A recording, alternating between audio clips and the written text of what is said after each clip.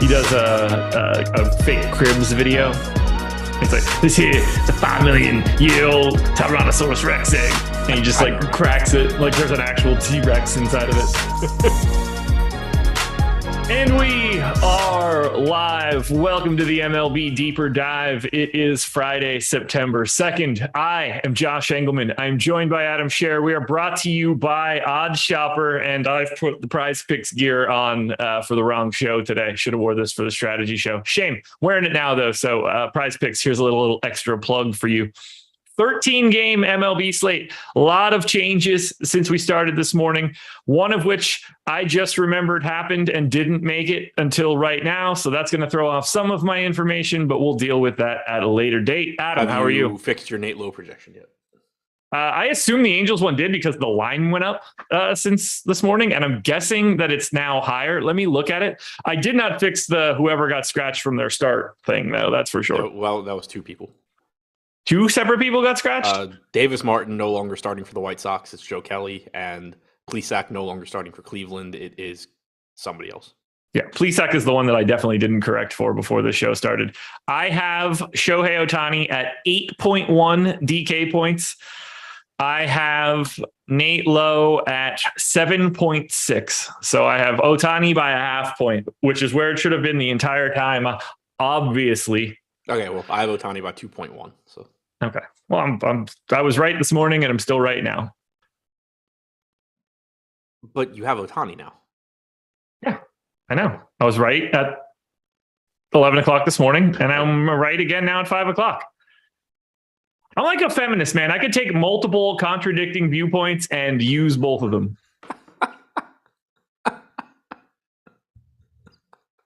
We good? I wish I would have hit you with that one with that egg. Yeah, that would have gone everywhere. All right, 13 games. 54 minutes, 53 minutes to do so. Are you ready? Yes. Orioles and A's. 4.4 run implied total for the Orioles, 3.6 for the A's.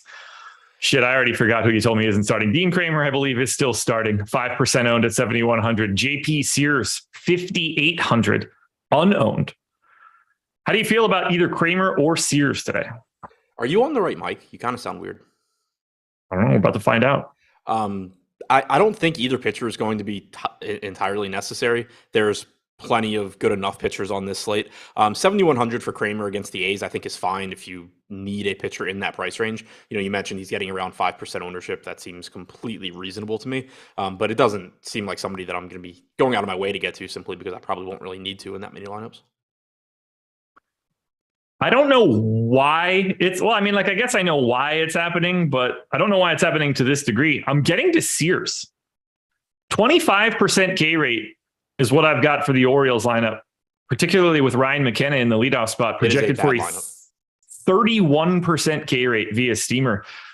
Robinson Chirinos, 30 at the ass end, 227s, a 25. Is this an okay? Like, if you need to pay down, is Sears crazy? No, I don't think so. I didn't think he was crazy this morning. And then we got this Orioles lineup where you don't have Adley Rutschman. You don't have Cedric Mullins. You are replacing them with Ryan McKenna and Robinson Chirinos. It's still not a bad lineup. Like the Santander, Mountcastle, Urias, Aguilar against the lefty, Hayes portion of the lineup is fine. Mateo will strike out. Henderson, lefty, so not as good. It's not a horrible lineup, but by Orioles standards, it's a pretty bad lineup. It's about the worst lineup they could be putting out there. Yeah, I don't feel comfortable with this, and I'll adjust it slightly, but I have 17% Sears right now because of this K rate and because of the fact that we're projecting him for nothing. I've got him with the best projection of anybody, 7K or below. I certainly do not. Lynch? Herman? Yes. Okay. I got Lynch at 12.9. I've got Herman at 13.2. All of these are within a fantasy point of each other, but Sears is the cheapest of all of them. I have Lynch at 15, Herman at 13.5, Sears at 10.6. All right. I think we've learned that we should just listen to me for this kind of stuff. But either way, it's a great strikeout matchup for Sears if you're looking to save some salary. That much I can't deny. Yeah, I agree with that. 10th in ownership for the Orioles, 11th for the A's. Neither one ranking all that high in top stack, although we do have the A's with the second best value ranking. I'm not really getting to hitting here. Do you see it? Not really. The Oakland side against Kramer, I think there's a few bats that look okay, namely Seth Brown and either one of the catchers, Murphy and Langoliers, but not a spot that I'm super excited to get to. 3.5 implied run total certainly isn't very exciting here. And then on the Orioles side going up against Sears, he's done a pretty good job limiting power so far this year. You can certainly make the case that guys like Ryan Mountcastle and Austin Hayes give you a pretty high ceiling given their price tags, but the lack of Rutschman, the lack of Mullins, Henderson hitting 8th, it's just a pretty unappealing stack to get to. Yeah, I'm with you. And while I would love to go to value bats for Oakland, I think there's a lot better value out there with a higher ceiling than the Oakland A's have today. Yeah, that's where I'm at as well. Maybe if this Baltimore stadium was still what it used to be, they'd have a little bit more interest for me, but not the case. Gotta give Seth Brown, go ahead. Really affected by that. No, not so much. Got to give a shout out to Olrat with the super chat that just came in. I got to make sure that I shout it out because he has won the relay throw twice in the past week. 5 lineups can win you 50K twice. Olrat, that's awesome. Congratulations, man. Hell of a week. I saw your name up there this morning when I woke up. I was just like, man, either that just happened or like my memory is just really weird. It started to feel like the way that I feel when some of these guys are starters. And it's just like, do they pitch every day? I was starting to feel like Olrat wins every day. Yeah, I had the same thought last night because I saw he was winning. And I was just like, I recognize that name. I feel like that just happened, but I guess it did. So there we go. Olrat, congrats. You spare $5. Mets and Nats, 4.7 run implied total for the Mets, 3 for the Nats. David Peterson, Josiah Gray. Peterson is 8,300, and this has gotten more ridiculous since this morning. He's 42% owned, 5% off of Charlie Morton at this point. I've got a slight gap in their projections. Even if I'm wrong, 42% just seems ridiculous. Yes and no for me. I have them both being at least twice as likely to be in the optimal lineup as any other pitcher on the slate. So even though they are going over owned, if you compare top 2 percentage to ownership, I think it makes sense in the sense that it's still only one spot in your lineup. I'm higher on the top 2 percentage for Peterson than our projections are. We only have him at 15.5%. Using that, I think he very clearly is overprojected, but I mean, not overprojected, overowned. But for me, I think that, it's still, I think the ownership makes sense because of how far I have him ahead of the field. What do you have him projected for? 20.1. I mean, we are on complete different planets right now. Even I know that I tend to run low just in general on pitching in this range. I have him at 16.5. I've got Charlie Morton at 20.5. I have Morton at 22.5. I don't know what I'm missing here. I have Morton at 22.5, Peterson at 20.1. Next highest projected pitcher for me is Alcantara at 18.4. So that's why I'm getting such a big gap between them and the rest of the field. But Peterson's a good pitcher. Like he's been good all season long. Has the third highest strikeout percentage on the slate, second if you exclude Dustin May's small sample. 27.7% strikeout percentage, 3.27 xFIP. At $8,300 price tag, good matchup, 2.7 implied run total for the Nats. He just looks extremely good. Yeah, I mean, the strikeout stuff has certainly increased over this past couple of years. 28% K rate in AAA, 27 in the majors. Zips has him at 23.5. I've got him at 25 using Steamer. I feel pretty comfortable there. I mean, Steamer's really rosy about his projection, 355 projected FIP. So it's not like I'm projecting him poorly in terms, like, I don't have like odd underlying data that I think is a problem. He's just being driven out of my lineups because of that 40% ownership. I'm just going to get to a little bit more of all of these guys around him, whether that's Darvish, Montgomery, McCullers, JP Sears, who isn't really around him, but like, I feel like I could just pretty easily get away from that. And that changes the entire scope of a lineup. Clearly he looks good. Like the Nats aren't very good, but I don't see a great strikeout matchup either. Yeah, I mean, I think it is a difficult strikeout matchup, or a relatively difficult strikeout matchup from the Nats standpoint, but the guy's still got a 27% strikeout percentage against righties this year with a 103 expected ISO. I agree with your point that he's getting a lot of ownership and there is a lot of decent pitching talent on this slate that you can get to at lower ownership. It's just that the projection is far enough ahead for me that in lineups where I'm getting the contrarian offenses, I'm going to prefer getting to Peterson. Craziness. No Josiah Gray for me. And I assume Peterson is the Peterson-Morton combo will be your cash pitching combo today too, unless you can have the ability to get all the way up to Sandy. But I wouldn't care. I have them both projected higher than Sandy. Sure. I have that running right now, but same case as this morning. Every single lineup is Morton, Peterson. If I just crunch 100 top lineups. We don't have to talk about Gray. Mets bats 14th in ownership, 6th in top stack. We sleeping on New York today? I think they look good. I mentioned them on FanDuel specifically in my top stacks video, but I mentioned them on the strategy show this morning as well. I really like this spot against Gray. He's got good strikeout stuff, but gives up a lot of power. 275 expected ISO to lefties, 155 to righties. And while this park isn't very good for power, you do have a lot of left-handed power here. Nimmo, Lindor, Vogelbach, McNeil, Escobar, all in the lineup. And the righties certainly can do damage as well with Marte and Alonso in particular. And it's not like he's lights out against righties. He just is better. 155 expected ISO, 196 actual ISO. I think it's a really high upside spot for them. I don't think we're going to be talking about the Nats at all, correct? No, sorry, Nolan just messaged me. Oh, now you care when you get messages internally. Yeah, I actually happen to see this one. No, I'm not interested in the Nats. Okay. Let's keep it moving then. Tigers and Royals, 4.2 run implied total on both sides. Drew Hutchison and Daniel Lynch. Neither one of these guys is getting any ownership, or at least enough for it to actually matter. Talk to me about Lynch, though, because I think you're a little bit more interested. He would be your JP Sears, I believe. Yeah, exactly. And it's not that I'm super confident in him. I don't think he's a particularly good pitcher, but he's also facing the Tigers and he's really cheap. So coming in to this game, 20.7% strikeout percentage. He does have a higher strikeout percentage against righties at 21.8%, 159 expected ISO to righties compared to 190 to lefties. So it's just a spot where at 6,200, I don't love him, but I do think that or 6,100. I do think that he just is a bit underpriced. I don't think you're going to be talking about Drew Hutchison at this point in time. He's a worse option to Daniel Lynch. So let's talk about the chalk for today. The Kansas City Royals are 7th in top stack, 6th in top value. That's the same that I have right now.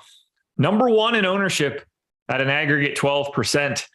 I will be fading the Kansas City Royals today based on this information. What are you doing with Kansas City? Yeah, I mean, they're getting a lot of ownership. I do think that they deserve ownership. Right now, we only that's FanDuel. They're projected for 7% ownership on FanDuel. On DraftKings, we have them at 11%, 5% chance of being the top stack. 8% chance of being the top value is relatively high. And then also you do still get the multi-position eligibility from Melendez, Witt, Dozier. You have, 2K price tags on Nick Pratto hitting cleanup. You have a 2K price tag on Michael Massey hitting 6th. So it's a really, really easy team to get to. It's a park upgrade for them. It's supposed to be like 80 degrees in Detroit as well. Good matchup. I think that they are a really good value stack, probably going a bit overowned. But I think that given how easy they are to get to and build really good lineups around, they'll still be getting to them a good amount. Feels like today is the day that you shouldn't be getting to them, considering you get to them every other time when people aren't on them. People have been on them a lot recently. It's been really annoying. Well, here's your option to get away from them if you want. That would be my recommendation at the very least. We'll see where that ends up. But as of right now, I don't have them in any major stack. Whoa, why am I zoomed into 400% now? That's more percent than I would like. Tigers bats on the opposite side, 14th in top stack, 1st in top value. They're 7th in our ownership.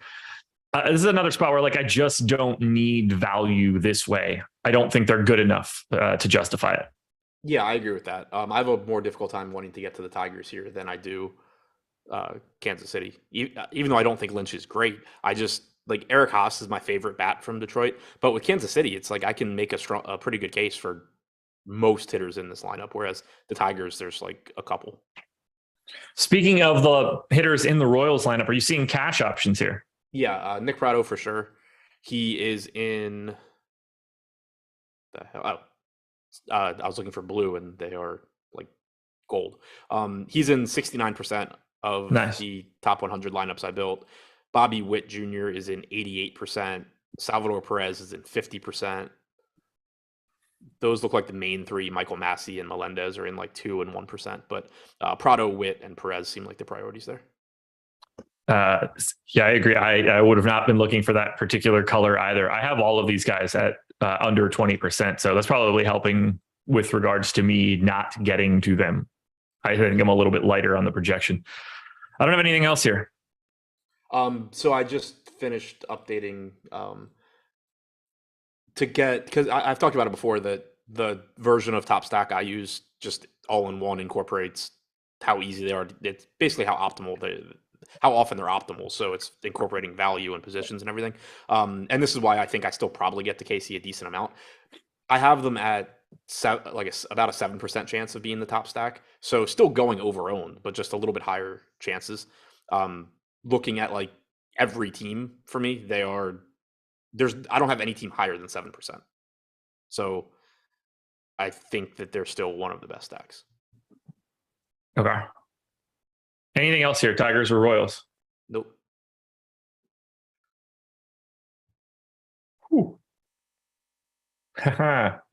I see what I think I see what you were responding to now.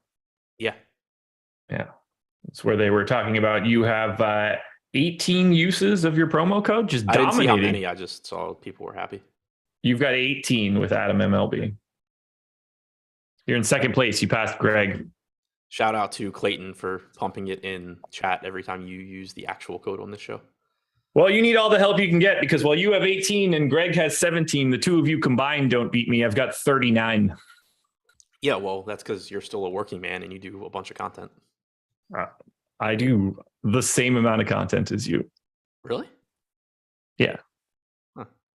I mean, I'll have to talk to some people. I'm taking credit for the reads of this show. So like technically speaking, I do more content than you, but you do 2 GPP videos. I don't use all of mine are for these shows, not for my pre-recorded content. Okay. So we could add even more on to BetMGM if you'd like. I'm just happy to be beating Greg. That's fair. That's really all that matters. MLB live before lock coming up next, 6 p.m. to 7 p.m., taking you all the way up until close. That's all we've got for the rest of the day. Buckle up, everybody, though. Content is about to really pick up starting Monday, I guess, or actually probably Sunday. Monday? I don't know. NFL's coming on Sunday. Monday. NFL starts next Thursday. We're going to do a lot of content for the NFL. That's all I can say right now because I'm just tripping over my words. I was too busy gloating. Red Sox and Rangers. 5.2 run implied total for the Red Sox, 4 for the Rangers. Nick Pivetta, Dallas Keuchel. Pivetta 18% owned, Keuchel negative 18% owned at this point. How do you feel about the Pivetta ownership? 7,700 price tag works. Matchup, fine. Yeah, I mean, I think it's an okay matchup. I think he's going a bit over-owned here, but looks like a reasonable option at 7,700. Decent strikeout stuff for Pivetta at 22.8%, 4.19 xFIP. Does give up some power, which is concerning against Texas because they certainly have it. Semien, Seager, Lowe, Garcia, Heim, these guys can all do damage. So I think that 17% ownership is a little bit high. I had him optimal around 11%. We have him top 2 around 9%. So similar ballparks there where I think he's he's a solid option. But, I do think that, for example, Alex Cobb, who's $100 more expensive and projected for less ownership, is a little more interesting to me. So do I. I'm with you on Cobb. Honestly, this is going to sound like a ridiculous statement. I'm just as interested in Dean Kramer if he's 5% owned and Pivetta's 18. Yeah, I don't think that's crazy. I mean, I have Pivetta being optimal I have Kramer being optimal 7.5% of the time, Pivetta 11. But so you're talking like 1.5 to 1, but Pivetta getting 3+ times the ownership. Yeah.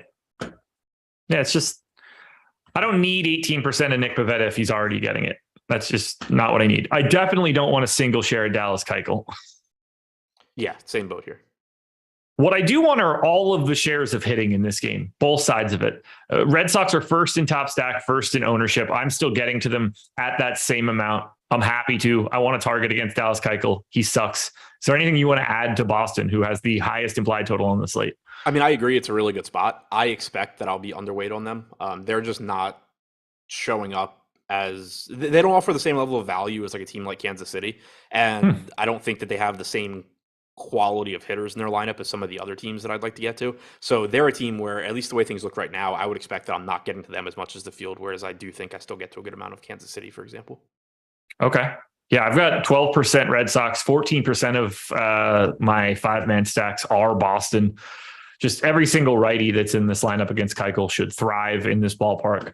Love the idea of getting to Boston. But I also love the idea of getting to Texas on the opposite side. And Nick Pivetta's ownership makes that feel even better. They are 8th in top stack, 8th in ownership, 10th in top value. I've got the same amount of Rangers as I do Boston. I'm just cornering the market on hitting here. Yeah, I like the Rangers a little bit more at their given ownership. They, like I was saying, they're facing a pitcher in Pivetta that does give up some power, and they certainly can take advantage of it. 182 expected ISO to righties for Pivetta this year, 159 to lefties. The ballpark, plays up right-handed power more, but don't take anything away from Corey Seager and Nate Lowe. They have plenty of it. Garcia, I think, is in a good spot. Semien looks good. And then you have a very cheap bottom of the order as well, where you have Taveras, who gives you some speed. Calhoun typically hits the ball hard. Bubba Thompson's got a bunch of speed. So I like the bottom of this Texas order as a way to kind of round out your stacks, where you're not going to get much ownership there, but you still get some upside, whether it's from Calhoun having some power or Thompson, for example, being able to steal bases. I actually don't have any Thompson, which is a little weird, but he was my highest owned hitter yesterday. I'm hoping that won't be the case today. From the 9-hole? Yep. He was in half my lineups. It was a 4-game slate, but and I played him in cash. Okay. How'd that go? I mean, he scored like 15 or 20 points or something at 2K. Okay.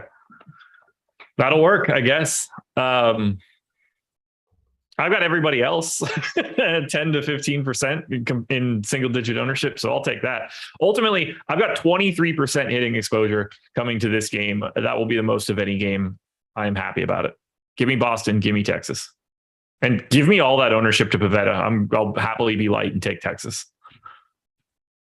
Rays and Yankees. This one will be quick too. 3.8 run implied total for the Rays, 3.4 for the Yankees. Jeffrey Springs and Domingo Herman.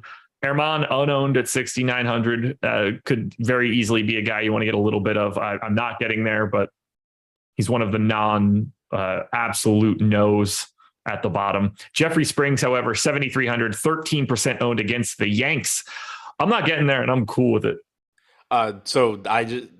Jonathan Lee mentioned in chat that when Thompson gets on base, it's almost an auto steal. And I'd meant to say that. I was watching the Rangers broadcast last night, and it was pretty crazy. Like, because a lot of times, like, you'll get a base stealer on base, and you're just like, oh, well, I hope he runs.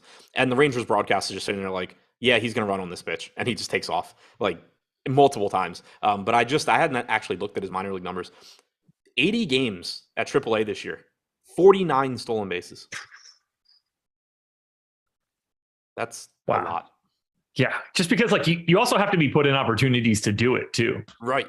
Yeah, exactly. Yeah, I mean, he had a 358 WOBA at AAA, 297 so far in the majors. Projects Steamer has him at 290. So like getting on base obviously is going to be the issue for him. But 49 stolen bases in 80 games is just insane. But yeah, as far as the Yankees and Tampa Bay game goes, Herman's not a priority for me. It is a good park to pitch in. It is a relatively weak Tampa Bay lineup.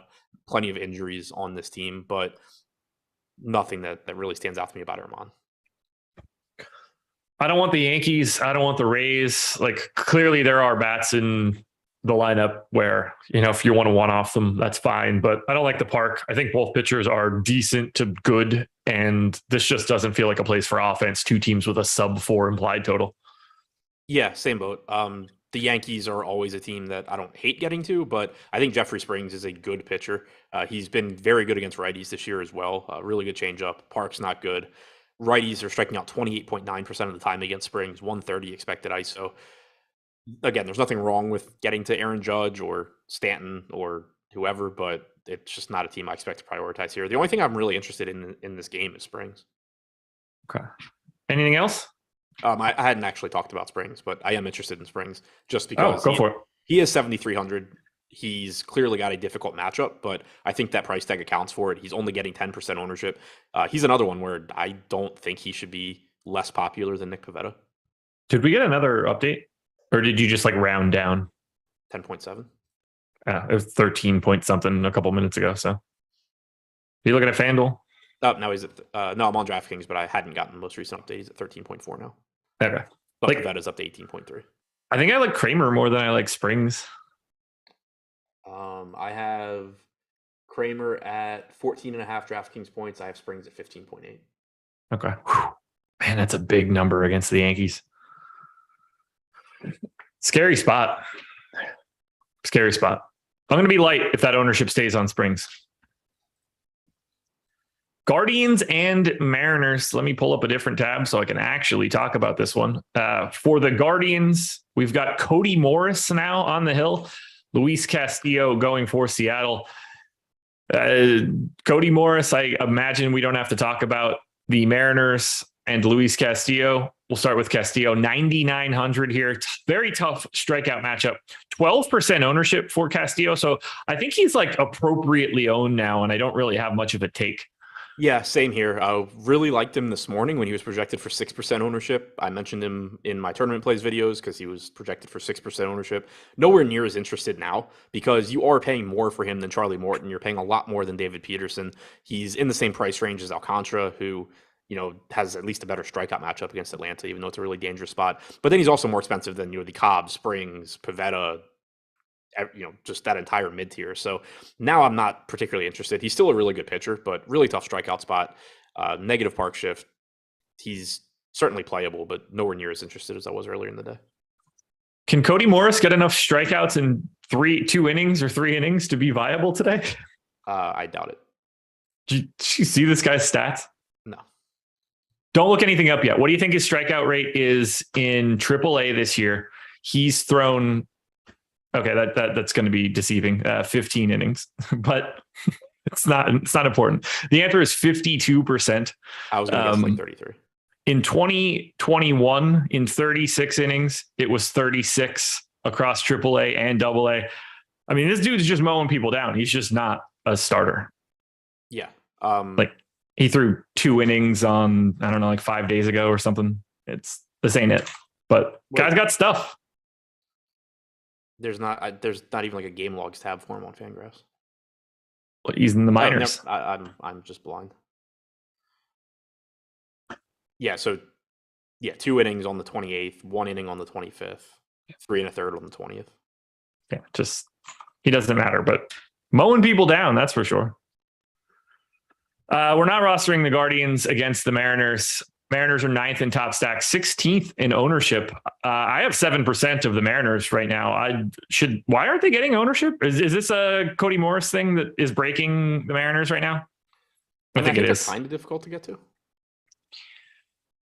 Like they showed up. I have them that's fair. Like 4% of the time. Yeah, I guess I'm with you. I like them as a low-owned stack at the very least. Yeah, I do like them as a low-owned stack. But I do think the spot gets a little bit less appealing with it not being Plesac, just because it kind of turns into a bullpen game where apparently the first guy can get some strikeouts. I liked them more this morning, I think. It's weird. I like them more now than I did this morning. You and I are all over the map today. There's a lot of times where we're running in lockstep. Today is not that day. Yeah, no, it's definitely not. Yeah, look, I've got 7 or 8. I've got aggregate 7% of the Mariners at 1.6% ownership. I'll take that for right now. We'll see where we end up. I definitely don't need to talk about Cleveland though. Yeah, I agree. I mean, Castillo's a really good pitcher. I don't see any need to get to them. Mofo Worthy with the super chat said, smash the like button, help these guys get new equipment. Thanks for all the DFS help. Yeah, I don't need any new equipment. But thank you nonetheless. 580 people in here, 97 likes. Let's see if we can get up to like 125. That seems reasonable for right now. Hit that thumbs up, guys. Help us out. Help us get that new equipment. Braves and Marlins. This one's easy. 3.9 run implied total for the Braves, 2.9 for the Marlins. Charlie Morton, Sandy Alcantara. Morton, 9,300, 48% owned. Alcantara, 10,300, most expensive pitcher on the slate, 19% owned. I think Alcantara is basically appropriately owned for today. I'm a little surprised. I didn't think that I'd be as interested, but apparently I am. Morton, on the other hand, is the no doubt about it to me best option today. I completely agree with the ownership, and I think I'm going to be over that number. Yeah, I completely agree with it on Morton as well. I mentioned it when we talked about Peterson earlier, but even though Morton, if you're just looking at, top pitcher percentage versus ownership is going over owned, there's just such a big gap for me between Morton and everybody else, even between Morton and Peterson, but then really between Morton and the rest of the slate, that I think I'm just going to end up getting to a lot of him anyway. Really good matchup against Miami, really good pitcher. He's another one where there's been a lot of slates this year where he kind of just ends up being like a middling option because he'll be on a slate with Garrett Cole or Spencer Strider or Jacob, well, not really Jacob deGrom, but you get the point. And so his 27.7% strikeout percentage doesn't really stand out. Actually, now it's up to 28.6. But here he's got the highest strikeout percentage other than Dustin May. And so on this slate, you get a good matchup against Miami. You get essentially the highest strikeout percentage on the slate, and you get a mispricing. It just, he's not Spencer Strider from yesterday just because he's not as good as Spencer Strider, but it's a similar thing in that just every box is checked and he is cheaper than some other pitchers. It's just really easy to get to him and difficult to get away. As far as Alcantara goes, I like him more on FanDuel. One, you get rewarded for the quality start and he just goes so deep in the games that becomes really likely.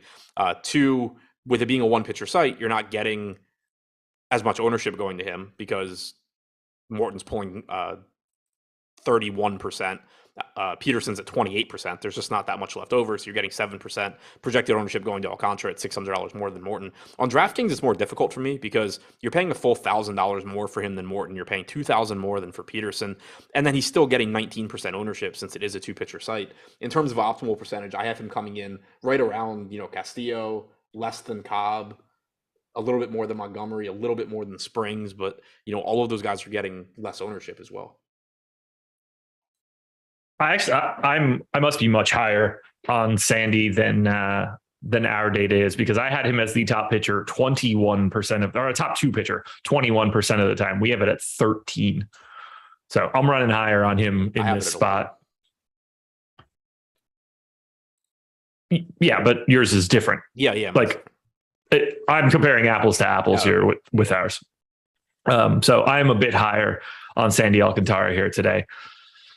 And I'm basically holding hands with the field. But Morton, he's the guy I'm jamming in. What I do know is this: we're not playing the Braves and Marlins. Yeah, if I was going to go to one side, it would be Atlanta just because of the talent, but not a priority for me. All right. White Sox and Twins. Ah, shit. It's somebody else. I already forgot who you told me, and I'm scrolling, and it's Joe Kelly. Martin's likely to be the long reliever, but Kelly's opening. All right. Well, we'll stick with Davis Martin going as the long man for the White Sox in a guy that you weren't going to roster either way, whether he started or not. Sonny Gray going for Minnesota. They are slight favorites in this one. Sonny Gray, unowned, 8,100. And I don't expect to get to him today. I won't be upset if I do. Like, I have him being optimal 7% of the time at 1% ownership. So I do think he's going under-owned, but at the same time, there's a bunch of pitchers that I think are optimal more than he is. And so it's not going to end up being a huge priority. He doesn't project that well compared to some of these other pitchers for his price tag. So it's a tough spot for me, because I do think that he is more talented than $8,100 and he's getting no ownership, which is appealing. It's just that there are so many decent enough pitching options on this slate. I still doubt I get to that much. Yeah. I can't justify it. There's 100 guys that look like him today. Yep. The one thing that I do want to get to is Twins bats. They are 5th in top stack, 4th in top value, 4th in ownership. I have them in basically the exact same spot, but I'm getting even over that number at least a little bit as of right now. How do you feel about Minnesota? I just love the park. Yeah, and I like the matchup. I like the value you get from this team. It does hurt that Polanco still is not back in the lineup. Obviously, Buxton isn't either because he's on the injured list. Nick Gordon looks like a very good value. He's back to being second base, outfield eligible at 2,200 on DraftKings, batting 5th. That just looks like a really good value option. He showed up in... Oh, I accidentally X'd out of my cash crunch. He was in a lot of the cash lineups. I don't remember the exact percentage, but certainly on the short list of cash options on DraftKings. Kepler is cheap. He certainly had his struggles, but hitting third at 3,200. Correa, I think, on the short list of cash shortstops. You can use Ursula at third base at 2,800. So this is a team where I think they're going a little bit over-owned in tournaments, but they still do offer value, and they offer plenty of upside against the combination of Kelly and Martin. How do you feel about the opposite side of this one? White Sox aren't all that highly ranked in top stack, but they are 5th in top value. This is a really, really cheap team to get to, and the park helps, but I don't know if I want to target against Sonny Gray all that much. I have about 3%, so nothing to write home about. Yeah, I think I'm in that same ballpark. I think they're going under-owned, but I also think that there's plenty of teams going under-owned that are in better spots. Gray is a pitcher that I do think is really good. I think everybody's well aware of that by now. This year, even with the strikeout percentage being down a bit, still only a 140 expected ISO to righties, 112 to lefties. You're getting a lineup where Elvis Andrus is leading off. Sure, that's a decent value just because he's batting first and he's 2,400, but he sucks. Vaughn, Abreu, Sheets, Grandal are all okay.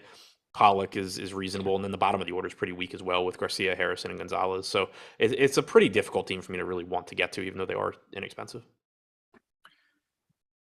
Cash options from the Twins? Nick Gordon, maybe? Yeah, Correa, Kepler, Gordon, Ursula, potentially Miranda.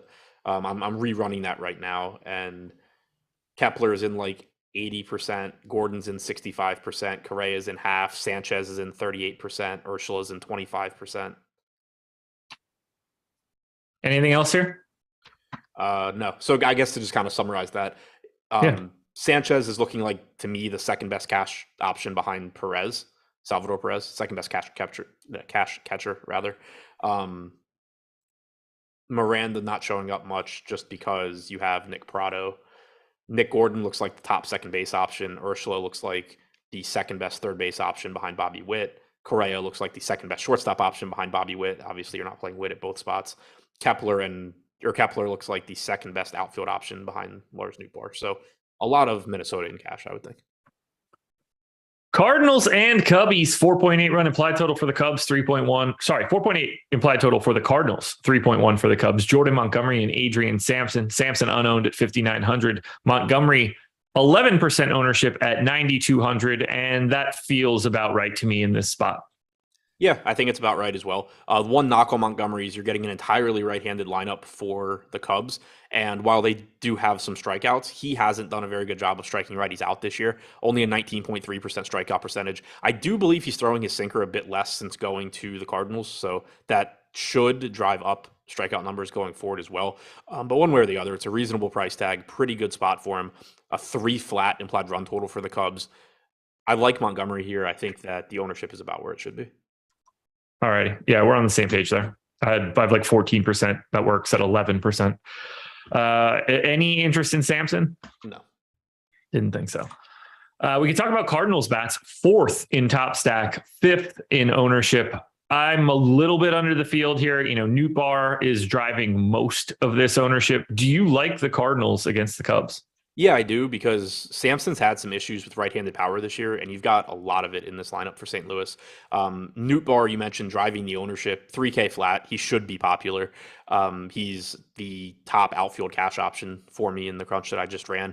Brendan Donovan, second, 12% projected ownership. I think it's interesting, though, because like those guys, while they're good values, I don't think that they're great plays just because they're not the guys that are likely to break the slate. And Brendan Donovan certainly has some pinch hit risk here as well, with Albert Pujols not being in this starting lineup. We've seen him pinch hit for him in the past. But the middle of this order, I think, is really appealing if you can get to them. Goldschmidt at 6,500, Arenado at 6K, O'Neill at 5,500. They're not projected for much ownership at all. 5% going to O'Neill, 7.5% to Goldschmidt, 5% to Arenado. And Sampson this season has allowed a 214 expected ISO to righties. So I realized that part of the order is difficult to get to. And, there's a reason Newt Bar and Donovan are driving the ownership, and it's how cheap they are. But if you can, you can use those guys, you can use a 2K Corey Dickerson to offset some of that salary and then get to Goldschmidt, Arenado, O'Neill. I think that's where you really get a lot of upside from this offense. Any Cubs bats on the opposite side against Montgomery? I have a really difficult time wanting to get to them. Franmil Reyes at 2,900, I guess, is always okay, but not a team I expect to get much of. Then we're going to move it on to Angels and Astros. 3.9 run implied total for the Angels. 4.7 for the Stros. Reed Detmers, Lance McCullers. No ownership going to Detmers. 4.5% ownership going to McCullers. I just kind of want to get a little bit more than that at 8,800. He's a guy that I'm willing to get to. I have 13% now, and I feel pretty good about it. Yeah, I think he's okay. He's projected for around 5% ownership. I have him being optimal around 6% of the time. So I think the ownership is more or less where it should be. It's potentially a good strikeout matchup against the Angels, but it's worth noting, I mentioned it this morning, that this lineup isn't the same kind of free strikeouts top to bottom that it used to be. You have David Fletcher typically leading off now. He's difficult to strike out. Trout and Ohtani are obviously good. Taylor Ward's good. Renjifo's fine. Mike Ford has around a 22 to 23% career strikeout percentage, replacing Jared Walsh, who strikes out around 30% of the time. So that's a pretty big drop off. So it's not quite the same. It's not that it's a bad lineup to face, but it's not the same as it used to be. And then McCullers is making his 4th start back from injury. He's kind of just been mediocre so far. Don't really know exactly what to expect from him going forward. So it's not that I mind gambling on him here against the Angels. It's more so that given the number of other options that we have pulling like 10% ownership, I don't think McCullers really stands out. It's more of just a mix him in here and there type play for me. Okay. Let's talk Astros bats. 2nd in our top stack tool, 3rd in ownership. And I'm basically right there with the field. I think Detmers is solid, but I still want to get to Houston. This lineup is loaded. Yeah, I'm with you. I don't think Detmers is bad at all, but you're getting Houston, in Anaheim, which is pretty nice. You're getting a lot of power from this Houston lineup. We're still waiting to see who's in the lineup. Yordan Alvarez may or may not be, but Altuve, Pena, Bregman, Tucker, Mancini, pretty hard to go wrong with those guys, whether Alvarez is in there or not. Cash options here for Houston, whether that's Alvarez or Tucker or Altuve. I assume they're all like at least minimally viable. Yeah, Alvarez showing up the most for me right now, Altuve second, and then a big drop off, and Tucker and Pena getting in around 10%. Anything here for you for the Angels against McCullers? No, I mean the obligatory Shohei Ohtani and Mike Trout are always good plays, but not really. All righty. Ohtani's showing up in some cash stuff for me. Actually, so is Trout. Like they're both showing up around 25% of the time, and that's basically a like I have X amount of money left in the outfield, and Shohei Ohtani or Mike Trout are there. But outside of that, there's nothing really. Got a promo code for you folks, and based on everything I've seen recently, I think this is going to go well for me. MLBDD is the promo code. 5 letters, one big word, even though it's not a word. Smush it all together, put it into caps. You can get your first week of Stokastic plus Platinum for 50% off. It's a great deal. Deals like this are going to change up a little bit as the NFL season starts up. So you might want to get in now, get an idea of what's going on behind the paywall for NFL, MLB, PGA will be back shortly. Whatever sort of auto racing is going on. College football is here. MMA, soccer, tennis. There's so much to check out behind our paywall. You can do that now with the promo code MLBDD. One big word, all caps. You can click a link in the description, I believe, too. 50% off your first week of Stokastic plus Platinum. Diamondbacks and Brewers, 4.2 run implied total for the Diamondbacks, 4.4 for the Brewers. Zach Davies, Eric Lauer. Neither guy getting any ownership. Neither guy likely to show up at anything of significance for me. Yeah, same boat here. Lauer is a solid enough pitcher, but don't love picking on Arizona here. They have a lot of right-handed bats. They've added Corbin Carroll, who, again, not that one guy makes or breaks a lineup, but you're just talking about what's been a slightly below average offense this year, adding one of the top hitting prospects in baseball. It just lengthens the lineup out a bit. And it just doesn't strike me as a slate where I really need to get to Lauer all that much either, even though I do think he's a solid enough pitcher, striking out 22.8% of hitters, 4.25 xFIP this year.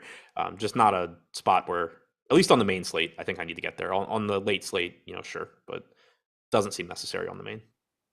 How are you feeling about the Brewers bats? 3rd in top stack, 6th in ownership, although those numbers are basically the same. I got about 5% right now. I think they look solid enough because Zach Davies is on the opposite side. Yeah, I think they look pretty good. We don't have a lineup yet. It's likely that Christian Yelich won't be in it, which does water it down a bit. But you're still going to have Adames looking like a really good shortstop option. Tellez, Renfroe, both with plenty of power. Colton Wong is a cheap second base option. We know that's a difficult position to fill out normally. McCutchen is inexpensive still. So I think that they're a nice combination of value and power. Davies, certainly not a pitcher that I'm going to shy away from. 163 expected ISO to righties, 154 to lefties this year. But the amount of power in the Milwaukee lineup, even if Yelich is out, and the price tags make them look pretty good to me.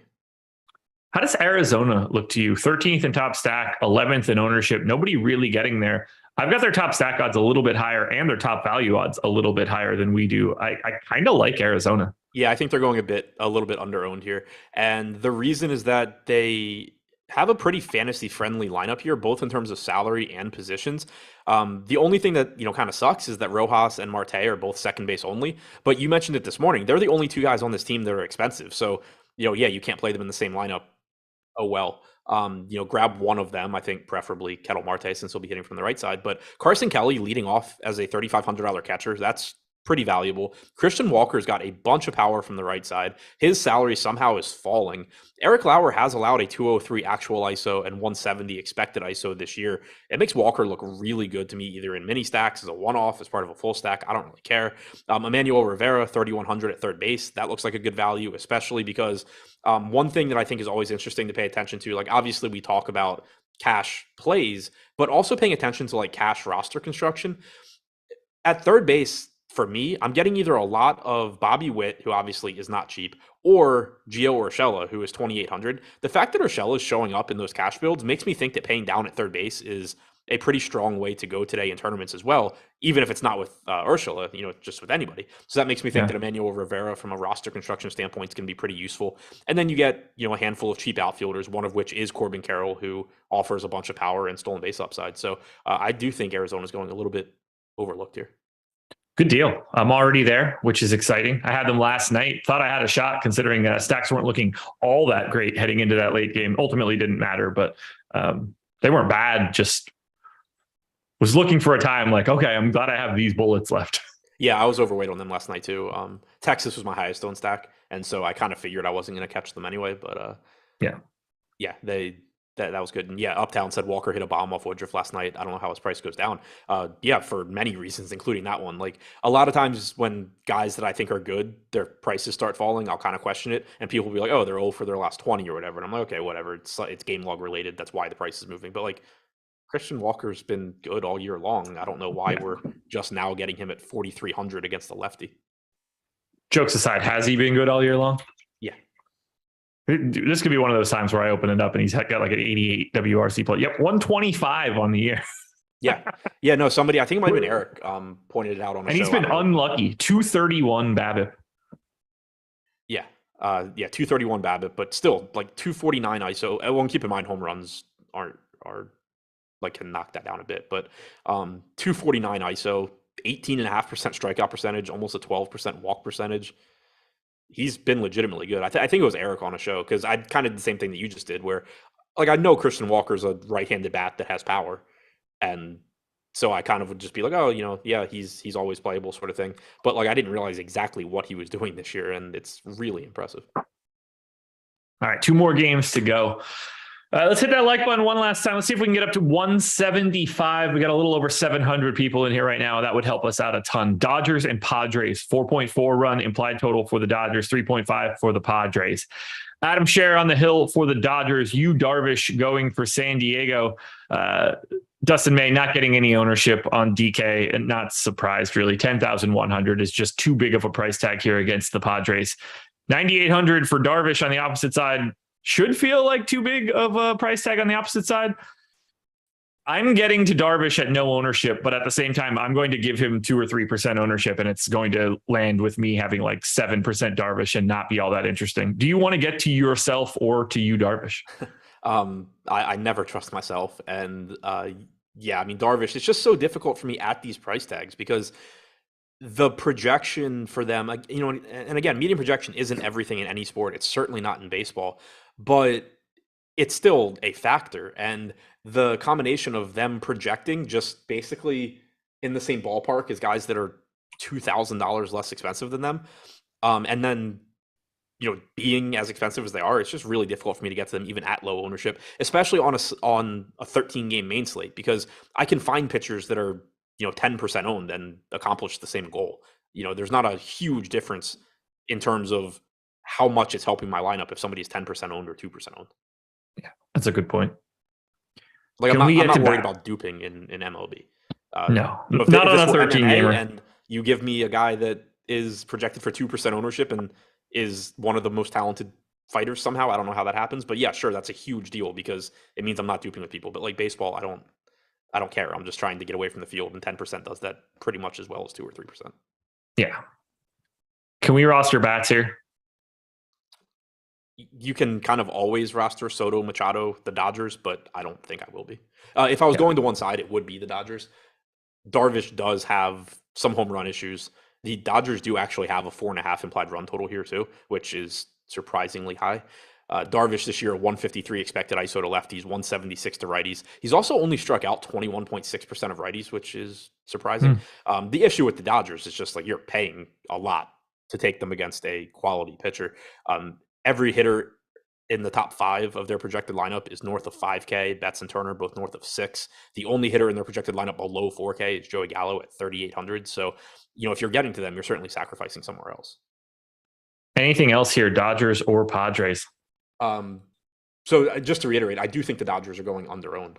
They actually, in my version of the top stack, I mentioned that Kansas City was that 7% was the highest I had, and Kansas City was one of them. The other two are Houston, who's getting 8% projected ownership, and the Dodgers, who are getting 4.5%. So, and I think the reason for that is that like Mookie Betts is going to show up in the optimal a lot. Trey Turner at shortstop is going to show up a lot. Will Smith's going to show up a good amount at catcher.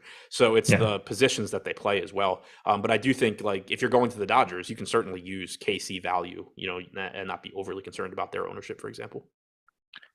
Final game. Giants and Phillies. 3.9 run implied total for the Giants, 3.7 for the Phillies. Alex Cobb and Kyle Gibson. No ownership going to Gibson, 11% ownership going to Cobb, and I think he deserves it at 7,800. Yeah, so do I. I think he should possibly be getting more when you factor everything in. Like he shows up being optimal for me around 12% of the time. We haven't projected for about 12% ownership.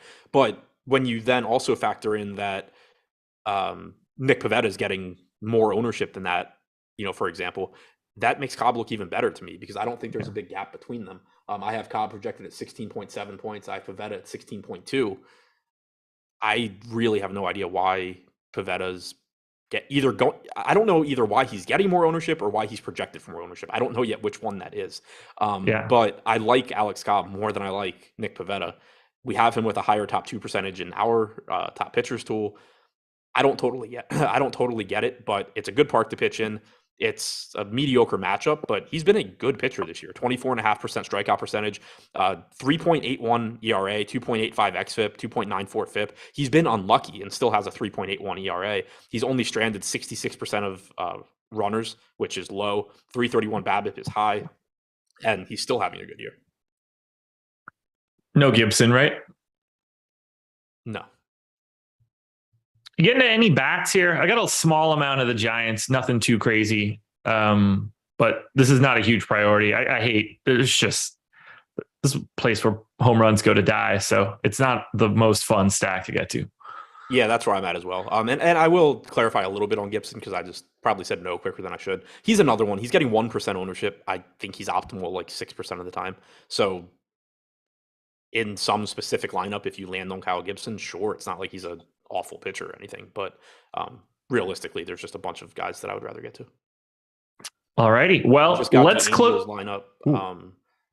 Fletcher leading off, tough strikeout. Trout, Ohtani, Ward, Ford, Matt Duffy's in there, another guy that's pretty tough to strike out. No Joe Adele. So this lineup, I think, is, in terms of strikeouts, about as difficult a lineup as the Angels can put together right now. We'll see how that changes things up for me. Favorite pitchers for you for today? Morton, Peterson, Alex Cobb, Jeffrey Springs. I'm going to go Morton, Alcantara, and then I'm going to get weird for GPPs. Give me Yu Darvish and JP Sears. That was hard to say. Favorite stacks? Kansas City, Dodgers, Astros, Cardinals, Twins. Diamondbacks, Rangers, Twins. Those are going to be my biggest sort of stands over the field. Happy to get to Astros and Red Sox, but I think I'll just be neutral. Teams I'm getting away from, the Royals more than anybody else. So we'll see where that ends up. Somebody's mentioned it in chat, and I just saw the update also. It looks like weather is just kind of getting worse in St. Louis. Right now, I think it's still okay if they start. Okay. But keep an eye on that. There we go, everybody. Stay here. Don't go anywhere. MLB Live Before Lock coming up next. They're going to take you guys all the way up to 7:05. Enjoy your weekend. Have a safe and fun Labor Day. We will talk to you guys later. What's going on, everybody? Eric Lindquist at Stokastic here on the Odd Shopper channel, coming to you with my 3 favorite prize picks here for Friday, September 2nd. Look at this. We're approaching fall. We have college football all weekend. It's going to be awesome. Make sure you check out some of the other content here at the Odd Shopper channel. We got Matt Kajewski, and then in the NFL streets, Dave Loughran, Lofty himself. You want to be checking out those videos in addition to this. But first, hit that like button, subscribe button, and notification bell as we get going. Also, promo code AWESEMO gets you $100 first match deposit bonus. Yes, we still have the name change, but first match deposit bonus is still promo code AWESEMO. Use that. That's in that top right corner. If you put in $100 over PrizePicks and you're signing up for the first time, you're going to get $100 back. Pretty easy, pretty simple. You want to do that. All right, my friends, I'm looking at the board here today, and I tried to get this out here a little bit sooner because hitter fantasy score, Brian Reynolds and Ke'Bryan Hayes are both really, really low. But specifically, Brian Reynolds is the guy that I want to be focused on here. Again, 4.5 for Ke'Bryan Hayes, but there's no doubt about it. This is just an indication of how good Alek Manoah is for the Toronto Blue Jays, why he's sitting at 5 here. Manoah's got a 30.2% hard hit rate against him this season, just a 295 xWOBA, a 359 expected slugging, but just a 23.3% K percentage. That's not like elite amongst elite pitchers, but he's still very, very good all the way around. No question about it. For me, this is more of betting on Brian Reynolds here. He's got a 41.5% hard hit percentage and a 321 xWOBA. That is pretty darn good stuff. He's a well above average MLB player, hitter. a 402 expected slugging. Again, nobody's going to be really hitting for any power here. Cabrian Hayes actually has the highest hard hit percentage on the team at 47.8%. But for me, Brian Reynolds, you look at some of his projections around the industry today, and specifically at Stokastic, he's north of 6.5 fantasy points still. So even against Manoah, he's much better than 5 fantasy points. You had a double, you're pushing. You have a double and a walk, you're in a good situation. Plus, if Manoah goes 6-7 innings, you still get that Toronto bullpen, which has been good, but there's some back-end guys that haven't been nearly as good as they should be of late. Brian Reynolds, switch hitter, so he'll always have the platoon. I just feel pretty confident in saying Brian Reynolds is a fantastic play at 5 fantasy points. All righty, we're going to go over on that more. There we go. More. We want more. That's great. Now is where it gets fun because I love this home run trio. There are only 4 on the board today. It's almost like they're noticing that they're pretty advantageous here. I hope that this isn't a recurring trend here for us because they've been a smash when you can correlate. But Eugenio Suarez, Julio Rodriguez, and Cal Raleigh. This trio stands out big time against Zach Plesac. 23 games. Zach Plesac's giving up 19 homers. But in Cleveland here,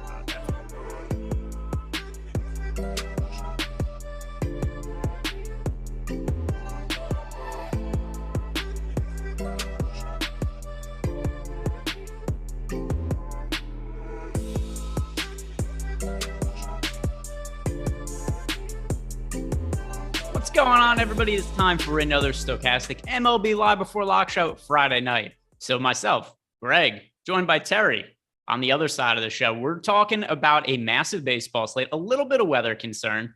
We're sponsored by Odd Shopper today. If you guys didn't do it already, like the video, subscribe to the YouTube channel. We appreciate it a whole bunch. Terry, how's your week going? Really slowly DFS wise. I think last night was my worst night of baseball the entire season. Lineups just did not click at all for me yesterday. So I checked out early, watched the 2 Lord of the Rings episodes on Amazon, which totally rocked. So I enjoyed that. That was pretty much the highlight so far. So we're hoping to turn that around tonight. How about you, bud? I watched the first episode with my brother this afternoon. I thought it was okay. So one thing that, do you know how much money they spent on that? Like $750 million in production and another like 250 for the rights. Wait, are we gonna get into spoilers? Because I'm gonna take my headphones off. No. I haven't seen. There's no spoilers unless for you it spoils the show if you know how much money they spent on it. They spent $1 billion to make that show, and so I'm watching and I'm like, oh, this is like there's some entertainment. I didn't think it was like the best thing I've ever seen. I'm confused why you spend $1 billion on a TV show like that. I'm watching like what like in work pops up. I'm like, what did that thing cost $20 million? I'm trying to figure out each individual thing, what the cost of it is. Like, how does it cost $1 billion to make that? Well, that's it for like, what's the per second cost of a 60-minute TV show strung across 8 episodes? Like we're talking about, not that much television. So getting that down to per minute, that's a pretty ridiculous number. But I thought some of it came through. Like I thought it was higher production value than like if you watch The Wheel of Time. Like I thought it blew away the production value they had on that, which was also an Amazon series. So step up in that. I thought it was like interesting to see them laying the groundwork for, characters that you know from Tolkien. But it's wild to me that they paid $250 million for the rights and they only have the rights to like a sliver of the content. Like they don't have the rights to like, several different books that would be super relevant to what's going on. So it's just nuts, like the way that it's divided and everything. And once again, I'm not saying it's bad. I watched the first episode. I'm with it. It was right. I enjoyed it. I'm looking forward to watching the second episode later with my brother. But more so, I'm like, really $1 billion for this. It's like it should have, like, for $1 billion should be the greatest thing I've ever seen. The visual effects for a TV show are great, but still, I mean, $1 billion seems a little steep, and it's only 8 episodes. It's 8 episodes. Yeah. Oh my God. $1 billion. So we're a quarter of the way through the season after you knock out these 2. So over $100 million per Get your $250 million worth. 125 million per episode. It's a lot. It's more than I would have spent on it. Slightly personally. more than the production value in this show. But hey, slightly. We got a baseball slate to talk about today as well. Lots of games. And right away, I think we should address the game with a little bit of weather concern, the Cardinals Cubs game. So we try to do a little bit of weather, at least as we can, to open up the show. And for me, I'm right now kind of looking to avoid the Chicago-St. Louis game. I don't think it's a must-play spot. It's a really big slate. There's spots I prefer. So I'm just going to avoid it. But what are you doing with it? Right now, I've got it in. I do kind of like that spot for the St. Louis Bats. That was one that I was targeting. I'm showing a lot of power. I really like the middle of that lineup. They're not getting like a ton of ownership on some guys that I like in that lineup. Sampson's been okay at limiting hard hit, limiting barrel rate, limiting home run rate this year, but everything else is very gettable. He puts too many guys on. He doesn't strike anybody out. So I think he's a super targetable pitcher. I was just looking at Dark Sky at the end of the show of the last show when Adam was talking about it. It looks like the way they've got it, it looks mostly cloudy from 7 through, let's call it after midnight, and then the rain kicking in. But the radar definitely makes it look a little bit more concerning. There's like this big glob with like a big finger, like it looks like a creepy hand, like coming up and over St. Louis here. It's not good looking, but I don't know if it doesn't like wrap around and close in. I'm no weatherman. I don't know how these things go, but it looks like it's going to play at least clean for a few hours. So I'm leaving it in for right now. Yeah, for me, once again, I do think there's a little bit of risk involved. And when that's the case, and I don't necessarily love the spot, I get it. Adrian Sampson, he's a pitcher that I think could be picked on, although he's probably been a little bit better this year than I think most people realize. It's not like he's been a total train wreck. And a pitcher is really hard to project because he pitched overseas in the KBO. And I think that, it's hard to know how much better did he get during that time because his numbers are significantly better now than they were earlier in his career. So this season, 3.97 ERA, 3.81 FIP, 4.48 expected ERA. Not saying that he's an ace by any means, but it's not a pitch that I feel I need to stack against. And when there's a little bit of weather concerns also, I'm just going to be looking elsewhere on a slate that's this sizable. But we got a super chat here, and congrats to our guy, Orad14. Thanks, guys, for all your help. I won the relay throw twice in 1 week. 5 teams can turn into 50K twice. Thanks again. Well, Orad, that's first of all sick that you won it twice in 1 week. Also, did you win the early one yesterday? Was it you who bumped me out of first place? Because I'm still bitter about how yesterday's games ended, because I'm in first place for like the majority of the afternoon games. I'm looking pretty good. I just need to get through like the 9th inning of the Oakland Washington game, which ends up going to extra innings. I'm still holding in first place. And then an umpire misses a called third strike. The inning continues. And then Langoliers hits a double off the top of the wall. So I go from being in first place and I'm up like 20 something $1,000 on the slate to Langoliers hits the double. And then Joey Meneses hits the walk-off home run. I end up losing money on the slate. So I'm still bitter about it. So Orad, congratulations to you if it was you who won the slate and passed me yesterday, but also very, very sick to win that twice in 1 week. So congrats to you. Yeah, that's killer, man. I mean, to turn it around twice, to do it once is amazing, and congrats on that. But to do it twice in 1 week is just awesome, and we appreciate you shouting us out and throwing a little super chat at us. So yesterday he said ball. Oh, so he won the night slate yesterday. All right, so it wasn't him who knocked me off the early slate, but once again, he didn't give you all right, yeah, last night Boston, Texas, those were definitely 2 really high-powered offenses, and one of them that we're going to have to talk about quite a bit in a little. But first, let's talk about the pitching options today, Terry. And we've got 2 options that are way more popular than everybody else on both FanDuel and DraftKings. That is Charlie Morton and David Peterson on FanDuel. Both of them projected right around 30% ownership. On DK, we've got Morton at nearly 50% ownership, Peterson just shy of 40%. What do you make of the 2 chalk pitchers that we have going today? Yeah, I mean, Charlie Morton's been on such a roll. You got to love the spot that he's in. He's been pitching dynamite the second half of the season. He's a guy with a long track record of being an upside pitcher, a guy that we know and trust. I think the DK salary at 9,300 is pretty fair. 98 on FanDuel is no issue there. So the ownership, the spot, everything about it's totally justified. It comes down to how you like to play against ownership for a very good, very high potential, highly owned pitcher, right? He's going to be 50% owned. Technically, that's doubling up his probability of being a top 2 on DK. 30% ownership on FanDuel. He's 8.1% probable to be the top starter over there. So you're talking about approaching 4 times the probability. It's dicey in terms of the leverage there, but considering the other guy that you're talking about there is David Peterson, who I trust a lot less, who I think is a good young pitcher. He's in an equally good spot against the Nats, although you can pick on some power upside there maybe for Washington. I just think I trust Charlie Morton more. I think that spot's a little bit more warranted, especially with all that weight of ownership also going to Peterson. So particularly on FanDuel where I only get 1 shot at it, I think I'm going to probably lean a little bit away from Peterson. I'll take what I get of Morton. It'll probably be a little below the field. But again, it just depends on how you approach that in terms of where you want to own Charlie Morton relative to the field. If you're at the field's number on both sites, I think you're doing fine. Yeah, and we've got Arcathel's in the chat saying he doesn't understand why Morton is chalk today, or at least he said don't understand the Morton chalk. Maybe he means he doesn't understand why he's as high owned as he is. It's twofold. Number one, the matchup against the Marlins is terrific. Ever since Jazz Chisholm got hurt, this offense has sucked. Like it more so against left-hand pitching, but they're no good against righties either. I saw somebody post this on Twitter the other day. It's something like in the last 40 Marlins games, they've hit the under on their team total in like 34 of them. Like just fading this team has been printing money. They hardly ever score more than 3 runs. There's just no firepower in that offense. Morton's a high strikeout pitcher. And then something else to consider also, the pitching options aren't great today. Like just overall across the board in terms of looking for pitchers with actual upside, it's tough because the other guys, and we'll talk about pivots in a second, but on the high end, we've got Luis Castillo. Pretty tough matchup from on the road in Cleveland because it's not a team that strikes out a whole bunch. Then you got Sandy Alcantara on the road in Atlanta. We know the Braves present a fairly difficult matchup. And then the other high-end options is Jordan Montgomery. We know about the weather concerns we talked about before. He also kind of lacks strikeout upside that I think makes it hard to justify his price point. We've got Dustin May, who I think is really good stuff, but we haven't seen sustained success from him at the major league level to this point. And then Yu Darvish is on the road in San Diego. That's about as tough as, on the road in Los Angeles against the Dodgers. That's about as tough as matchups could get as well. So that's really the main reason that we're seeing all this ownership go to Charlie Morton, because he projects a lot better than these guys. And that goes to show in our pitchers tool also. Top 2 pitcher odds for Charlie Morton today on DK, 24%. Nobody else is above 15%. And then on FanDuel also, he's pretty well and above everybody else at nearly 9%.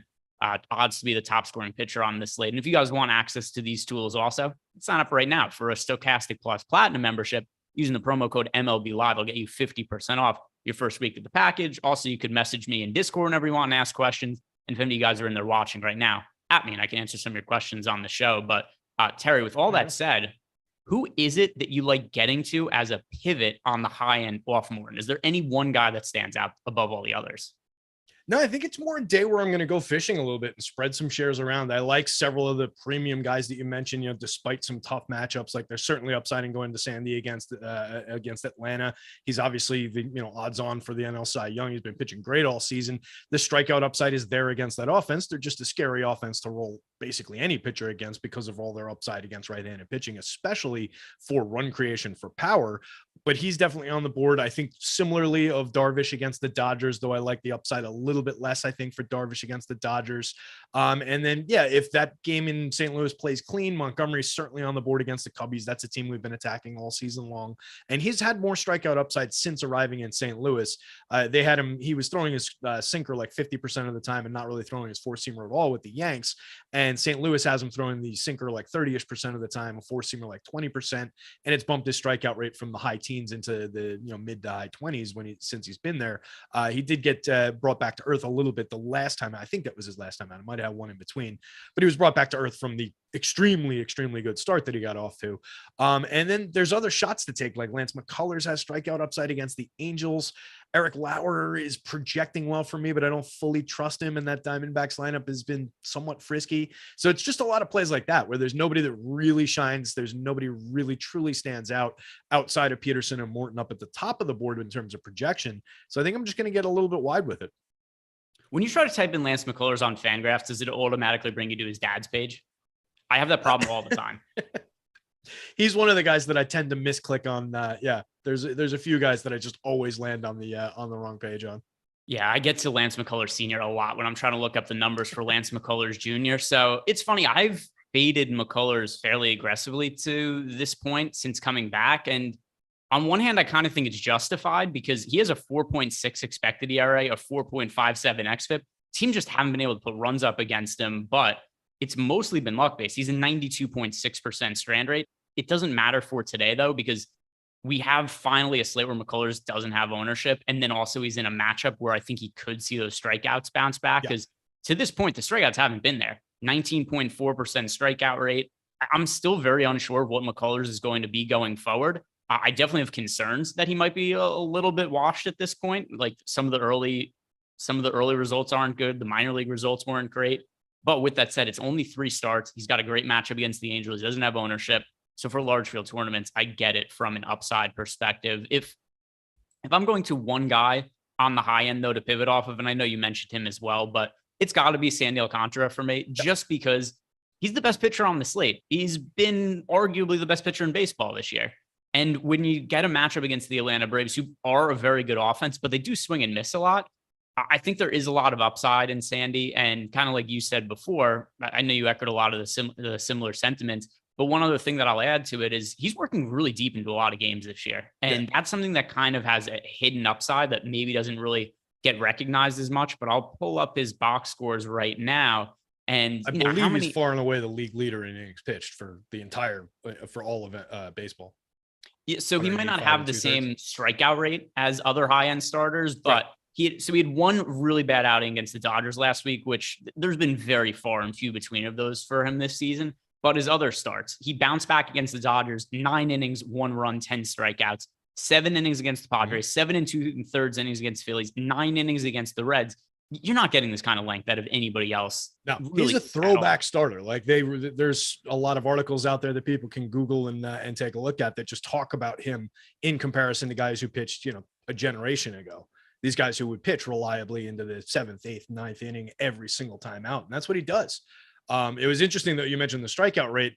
Definitely not like he's at 23.2 over the course of the 185 2/3. I was looking at it this morning just because we were talking about Spencer Strider in Discord and how good he's been. And he has, I think it was like, he has a handful more strikeouts than Sandy does over 185 2/3. Strider's pitched like 114 innings. It's insane how good he is. I think it was 174 to like 167 or something like that. And the other thing too, and everybody knows I'm a total mark for Spencer Strider. This is my guy, right? I've been on him for a while. I love spent half my fab budget to pick him up before he made a single start. I love him. Love Spencer Strider, but I'm gonna have to also put another feather in his cap. Something that's gone unrecognized about his season this year. Have you seen how difficult his strength of schedule is? Like he only faces elite offenses. So yesterday he finally got the Rockies. His starts before that at St. Louis, Houston Mets, at the Mets, Philly, at Philly. Then he got an easy one against the Nationals. Then Mets, Cardinals, Dodgers, Giants. Like he's faced nothing but the best offense in the National League, and he's still putting up these kind of numbers. He's a 1.84 FIP this year. I don't know exactly where. I put a poll up on Twitter yesterday. I don't know exactly where to put him up against the other top pitchers in baseball. I'll say this though, going into next year, the only pitcher I will say with confidence is going to be better than Strider, Jacob deGrom. Yep. Other than that, strikeout right now, he's the only one who's higher among starters. Like you have to take the qualification off of it because neither one of them's going to hit the qualifier. But yeah, I mean, they're the top two in my mind right now. Like he's just been absolutely dominant. I don't think over the course of time, over the course of a full season, unless he develops a little bit more, will we be talking about him necessarily in that same breath. But we'll see. I mean, he's done nothing but prove it so far. So, I mean, we will absolutely see. But yeah, going into next year, he's right there. Stud. He's got his mustache. He's got and the other thing too is he kind of only throws 2 pitches and they're so overpowering that it doesn't even really matter. Like what are you going to do? He's got his 100-mile-per-hour fastball that he can crank up even harder when he has to at times in high leverage situations. Then he's got the slider, looks exactly like it. All he needs, nobody touches him. We were looking at that this morning too. That was a point that somebody was trying to make, saying, when he finds a third pitch, he's going to be nasty. And Josh and I were in there saying, like, what is he now? He's got nearly a 40% strikeout rate over 114 innings. So he's already nasty. But I was looking at it. He's actually thrown a changeup 5% of the time. He's thrown like 111 of them. And even that pitch, that's got like a 47% whiff rate on it. So like he does have an effective third pitch when he needs it. He just hasn't really, gone to it or probably doesn't trust it fully yet. But if that develops along that kind of a trajectory, forget it. He's going to be outrageous. Yeah, he's gotten better as the season's gone on. So second half of the season numbers for Strider, 38.5% K rate, 5.1% walk rate, 1.46 FIP, 1.98 xFIP. Everything is ridiculous. And then, like I said, also, he's only done it against the best teams in baseball. He's not, I know last night was the Rockies, but that's generally not been what his strength of schedule is. He is going to be a future Cy Young winner. Anthony Fiala, we've got a super chat from him. Where are you going with your single entry lineups? ? Mets. So we also have a question in our Discord channel from Swanson79. Always wants to know what our favorite single entry stacks are. But let's answer Anthony's question. Then we'll jump back to pitchers for a second. But we could highlight our favorite stacks of the day. And, this is tough for me because I think Dallas Keuchel is numbers defyingly bad. Because you get some of these pitchers that are like Jose Urania being another one And these guys are so bad. They're hard to project for because I think it's reasonable to think Dallas Keuchel is going to have left on base percentage and BABIPs well above what you would think for his career marks, and then also well above league average. So on one hand, I'm looking at it and it's like, all right, the Red Sox are projected to be over-owned in the top stacks tool. They are also projected for the most ownership. And here's what I'm in between right now. Do I want to go Boston and go with lower owned pitchers? Because that's one pretty easy way to pivot today. Or do I want to go with some sort of leverage stack? And I'm split right now. I've got two sets of builds. And it's funny that Anthony mentions the Mets because that's one of the other teams I'm between. I'm between getting to either the Red Sox or the Mets in single entry. My concern with Boston is we have them being overowned in large field tournaments. And I'm a little concerned that we get to see their ownership in single entry. It's like, oh, look, they're all 40% owned in single entry. And that's just not something I would want to have in my lineup. So I'm leaning towards the Mets against Josiah Gray as my single entry stack. And that is who Anthony asked us about there. But if you could only pick one team to play in single entry, Terry, where would you be leaning? I like that call on the Mets a lot. They're third on my board in the power index, but it's them, the Cards, and the Astros all packed right next to each other. I think you can take a shot with any one of those. But getting to the Astros, they're a lot more highly owned than the Mets are on either site. With the Cards, you've got that weather concern in that game. I definitely think that Boston is right there as well in terms of overall fantasy projection, but they're also getting a lot of ownership, similar to what the Astros are getting. I think the Mets are kind of just tucked away there in a spot where the field's not really taking a ton of notice of them, and they've got really good upside. Josiah Gray over time at this point, 123 and a third innings this year, 6% home run rate, 37.1% hard hit is fine, but an 11.4% barrel and a 21.2 degree average launch angle. That is just home run trajectory. Last year, 70 and 2/3 innings, 6.19% home run rate, 12.2% barrel rate, 22.1 degree average launch angle. This guy just gives up home run trajectory, and the Mets have a lot of home run hitters in that lineup. There's a ton of upside for the Mets today. So Nimmo, Marte, Lindor, Pete Alonso, Dan Vogelbach, Jeff McNeil, even Mark Hanna down that part of the lineup. I would include Eduardo Escobar from the 8 spot, maybe not Tomas Nido, but if you need a $2,000 catcher who's 0.5% owned on DK, you could probably even do worse than that. So yeah, top to bottom for me with the Mets. I like that spot a lot. Yeah. And Josiah Gray is a very talented pitcher. Like, I think he's far from the worst pitcher on this slate. He is a 4.67 ERA this year, 4.07 expected ERA. Not great numbers, but not terrible. He's miles better than Dallas Keuchel. I kind of think a bad Josiah Gray start, though, it's as bad as anybody's, especially for fantasy purposes, because it's all the home runs he allows. So Josiah Gray, how far back do you think we have to look to find a start with Josiah Gray to not allow a home run? Jeez, May, just throwing June 18th. Oof, he has had more starts this year where he's allowed 3 or more home runs and starts where he's allowed no homers. So some of these recent starts for him, multiple homers allowed against the Cubs, 4 homers allowed against the Phillies, 3 allowed against the Mariners. You go back early in the year, another start where he allowed 3 against the Dodgers, 3 against the Astros.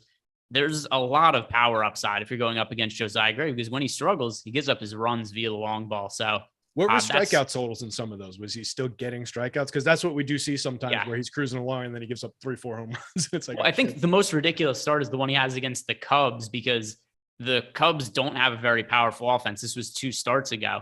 And if I remember correctly, actually the optimal lineup for this slate, which obviously nobody played because I'm about to lay out what it was, it would have been a 5-man Cubs stack with Josiah Gray as the pitcher on the other side, because he allowed multiple homers. He allowed a lot of guys to get on base, but he also struck out 10 hitters in 6 innings. He's fairly cheap on the slate. So you get some of those starts out of him for sure. But his bad starts, he surrenders a lot of upside. So yeah, he's one of the more targetable pitchers for just pure home run upside in the entire league. It's showing through again, like I said, in my home run model in the power index here for the Mets. So very, very targetable spot, but I wouldn't be totally shocked. Like, the Mets are also good at avoiding the strikeout. So it's probably not the best spot to say, hey, yeah, he's going to come out and do that again. But if he came out of this game with 6-7 strikeouts, like, it wouldn't be totally surprising, but I would also expect, 2 or 3 home runs given up and a loss. All right. Super chat from Charles Moran. And we'll get back to wrapping up pitchers after this, just making sure we answer all these questions first. He wants to know, who are the top 3 dong picks for the day? Any site, cash, or GPP? So let's see. Who are the top 3 players most likely to homer? Let me pull up some of our data on the site. I'll pull up my old home run model here. See if we can have a meeting of the minds. Oh wait, I got first base. I tell you off the top of my head, it's probably going to be some Mets guys that are I at least in the assume- mix. Yeah, I would guess that Mr. Alonso's probably sitting up near the top here. Let's see. I have these are some obvious names. Tell me if you've heard of these three guys: Pete Alonso, Aaron Judge, and Jordan Alvarez. I've heard of all three of them, and all guys who are generally more likely to homer than other players on the slate. So can't Kind of an obvious board today. Can't disagree with any of those. Let's see though. What if we try to find who's the number one player who's maybe a little bit off the board for you? So by off the board, it doesn't have to mean like you're looking at, a backup catcher or something. I mean, in terms of who's let me scroll down to it's probably one of these Cardinals. If I can get to that game, let me see what the ownership looks like. Nolan Arenado at 5% ownership. Does that count as kind of off the board? It's a little bit of cheating, but I'll allow I mean, it. He's a name, but I mean, he's right there at the top of the board. He's only 5% owned. Yeah, he's a name, but if people aren't going to him, it's funny. So you looked at your data. I pulled up our site data. Guess who we have? 1, 2, 3. Same three guys: Pete Alonso, Aaron Judge, and Jordan Alvarez. So pretty similar looking. The guy that we have that comes up next. Oh, let me throw you an oddball here. I just spotted one. Seth Brown. Okay, Seth the Brown. Oakland A's. Let's see. Where do we have? Where the hell is he? Is he even in the lineup? He is in the lineup, batting third for the Oakland A's. He's pulling more ownership than Nolan Arenado. Okay, all right. 3,100 on DK, 7% on first base outfield, 2,400 first base outfield on FanDuel, 9.6% owned. Going up against Dean Kramer, targetable pitcher, lefty in that park, not totally impacted by the park changes in terms of power. Not the worst spot in the world. So the one in our projections over at Stokastic that pops up the most that's I would consider to be somewhat off the board is Christian Walker. Christian Walker, we have with a 22% chance to homer. He's popping up a bunch, quietly having a crazy good power season. You kind of get lost in Arizona because the team sucks so much and, we're not stacking all that much. People don't pay attention. But I believe Christian Walker had his 31st homer of the season last night. And he's he's got the same amount of home runs as? Pete Alonso and Jordan Alvarez. They're all at 31. Yeah. And I mean, Christian Walker's had a tremendous season. So that's one that projects well for us that I think would kind of be off the board for a lot of people, but probably shouldn't be. So Christian Walker is another one who rates out really well for us. So I like that a lot. In terms of top three, I mean, our projections, Terry's projection showed the same way. Pete Alonso, Aaron Judge, Jordan Alvarez. And then if you're going, off the board, mentioned that Christian Walker is somebody that shows up there. And let's see if there's it's hard because you sort by home run odds and it's like, all of the best players in baseball, right? It's not like you find it's not like you find, look, Higashioka's 30% chance to hit a homer today. Like, that never happens. Here's one other one. If the game does play, Tyler O'Neill. Remember, Tyler O'Neill used to be a really good power bat, and then he just kind of sucked earlier in the year, got hurt a little bit. Yep. He's been swinging the bat a little bit better as of late. So that's another one that projects pretty well for us. That's a little bit off the board. Yeah, I said Arenado, but O'Neill is right there, and as is Goldschmidt. They're the three of them are numbers. Let's see, 5, 6, and 7 in a row. Actually, it's after Alvarez. It's Stanton, Goldschmidt, O'Neill, Arenado, Tucker, Pujols, who's not in the lineup, then Seth Brown. So we just got a updated lineup from the Dodgers, and I'm going to use this to bring back to the pitching. Trey Turner and Gavin Lux both out of the Dodgers starting lineup today. It looks like they're giving them an off day. Hanser Alberto is going to be starting at shortstop instead. Does this add any appeal to you, Darvish, for you? It would actually a little bit. Those are two pretty key bats there. It's still a very, very good lineup, but anything that you can do to diminish it on behalf of the pitcher on the other side, I think definitely helps a little bit. We've definitely got some key strikeout targets at the back of the lineup with Gallo, Bellinger, and Chris Taylor there. 38.9, 27, and 36.7% strikeout rates for those three guys. You've still got a number of different guys. There's 5 guys in the lineup that are in the mid to low teens in terms of strikeout rate here. So it's not an easy spot, but it got a little bit easier with those absences. Sure. Yeah, it doesn't make him a priority for me or anything like that, but pitcher who I do think warrants being a couple more lineups than he otherwise would have been. So jumping back to pitchers now, I want to know from you, are there any value guys that you're looking at today? Because we talked about a lot of the top end guys. We talked about potential pivots off of David Peterson and Charlie Morton. But if you're really looking to save money at pitcher, is there anybody that catches your eye? I do have one on the tip of my tongue, and I'm wondering what you think about him. So it might, I'm not sure if it's going to be the same one, but I do think there's a little bit of a weird path for JP Sears to deliver some value in that spot against Baltimore. I don't love it, but he's very cheap. He's projecting out decently for me. I know Josh was talking about it on the last show. Did that happen to be your guy? No. I didn't And think so. so actually, you might have missed this also because this is going to be more drafting specific because he's considerably cheaper on DK than FanDuel. Alex Cobb is only $7,800 on DK, projected for right around 10% ownership. And I'm sure people know by now, Alex Cobb is somebody I end up rostering every 5 days in some way or another. And he's been popular maybe once this entire season. He's been solid, though. 3.81 ERA, 3.14 expected ERA, 3.14 FIP, strikeout rate at 24.5%. I know the matchup against the Phillies isn't ideal, especially with Bryce Harper back and healthy, but he's pitching at home. It's a pitcher-friendly park. And I think the results for Alex Cobb at least warrants him getting a look off of somebody like David Peterson from this standpoint. We've got Peterson today. Actually, you know what this is a good time for? Tyler, can we pull up the player comparison tool? Yeah, I'll send you the link also because I think this will do. I think this will do a good job of comparing Alex Cobb and David Peterson. By the way, for cash games, your guy is David Peterson. Like the no-brainer cash option for DK. It's David Peterson and it's it's Charlie Morton. Like no doubts about it. But those are locks basically on the. All right, here. Who were the two players again? I got it. You're good. I just sent you the thing with the players already in it. If you check Slack and you just pull it up. So 2 players here, David Peterson, Alex Cobb. Make no mistake about it. We've got Peterson projecting a little bit better, but is the ownership warranted in large field GPPs? It kind of rarely is in baseball if you're just looking at the numbers when there's this big of an ownership gap. But we've got Peterson projected for 1 1/110th fantasy point more than Alex Cobb. So a little bit better, but nothing too significant. We've got him projected by the same reason now, 53% chance to outscore Alex Cobb. So yeah, Peterson's slightly more likely to outscore him, but he's got 4x the ownership. That's where the gap gets to be too wide. If you play this slate out 4 times, you're going to get Alex Cobb, or 5 times. Alex Cobb's, outscoring Peterson 2 of those times or so. So the ownership gap is too wide. So that's a pivot I like making in large field tournaments.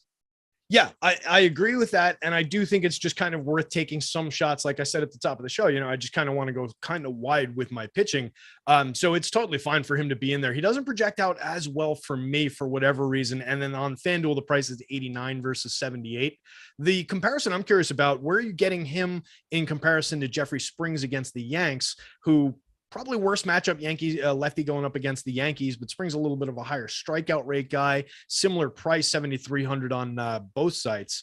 Are you getting any Springs, or are you just kind of foregoing him and going to Cobb?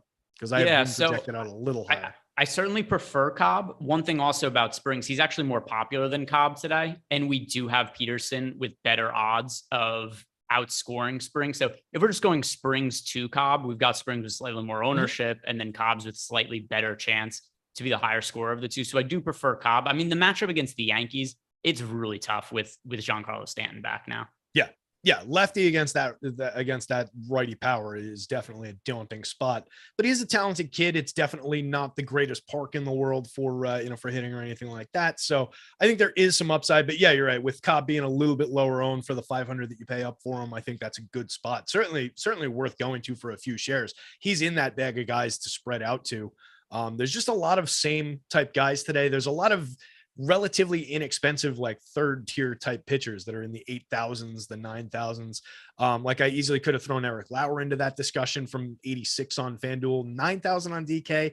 That gets a little uncomfy. And like I said at the top, the Diamondbacks have been frisky enough that I think there's wide pitching that you don't necessarily have to go there, but he's on the board. And then if you pay up and he's completely unknown, Luis Castillo, I think it's very interesting as the most expensive pitcher on FanDuel, but with nobody going to him in a brutal matchup against the Guardians.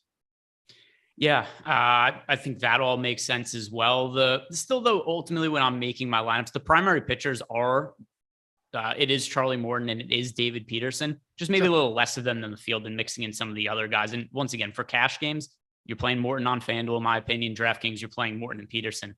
No doubt about it. Any other pitcher thoughts for you? By Terry? how much of it, just out of curiosity, by how much of a degree are you undercutting that Peterson ownership on the DraftKings slate? Because I do think that's interesting. Like, I think it's a totally appropriate approach to say, I want to make my money on this slate when Peterson doesn't get there, in the event that Peterson doesn't get there with that much weight for a pitcher like that. I think that's a fair approach. So how much are you peeling off of him? I think I might like Peterson more than you just generally as a pitcher. By the way, how ridiculous is he's the top projected pitcher in my model today. Okay. So I do like him. I do like the spot. I just think given his profile, given the price and the ownership that he's drawing, how that's going to lead into very specific bats and very specific stacks for a lot of people. I just think it's worth at least considering approaching the slate from in the event that he goes bust tonight, I want to be here. And that's how I make my money tonight. I think that's a good angle to take into it. And that also plays into the idea that I just trust Charlie Morton a lot more in his spot than the Peterson side of it. Yeah. So I right now have read around 30% of Peterson over on DK. So less than the field. I also think in the really contrarian stacks, like I don't care that it's David Peterson in it. The lineup is going to be different enough. Where I don't want to play David Peterson and Charlie Morton together, like I was mentioning before, is Red Sox stacks. Like that's going to be, that's just dupe city. And especially in single entry, it's going to be so hard to differentiate if you're playing Peterson, Morton, Red Sox stacks and single entry. That's the best line. That's projection wise, best lineup of the slate by a mile. Dallas Keuchel sucks. So that's definitely the way to go in single entry. When I hand built my lineups this morning, I was going through, I was like, oh, this is what everybody's going to end up playing. And that's why I actually think we might be shorting the ownership projection on the Red Sox a little bit because it's just going to be so easy to click their names going up against Dallas Keuchel. Those are the lineups where I really want to differentiate more from Peterson. That's where Alex Cobb makes more sense, or maybe paying up and getting to Sandy Alcantara or something like that. And that's a good point too, with what you're saying about, I think we might be a little light on some of those premium stacks, premium bats within those stacks. Also, just as a product of the wide, just mid-range pitching today, where a bunch of those guys, like I said before, are in the 8s, the 7s, and so on and so forth. I think there's going to be a lot of different avenues into getting to some of those premium stacks. So I think it might be, a little bit light. Anything else you want to bring up a pitcher for this slate? I mentioned Sears. I'll have a little bit of him just because of what he does in terms of that price. He lets you build a lot of things that other guys don't. Even if you're talking about like Jeffrey Springs at 73 on FanDuel, that extra money at 65, there's enough of a path there. He's shown some strikeout upside.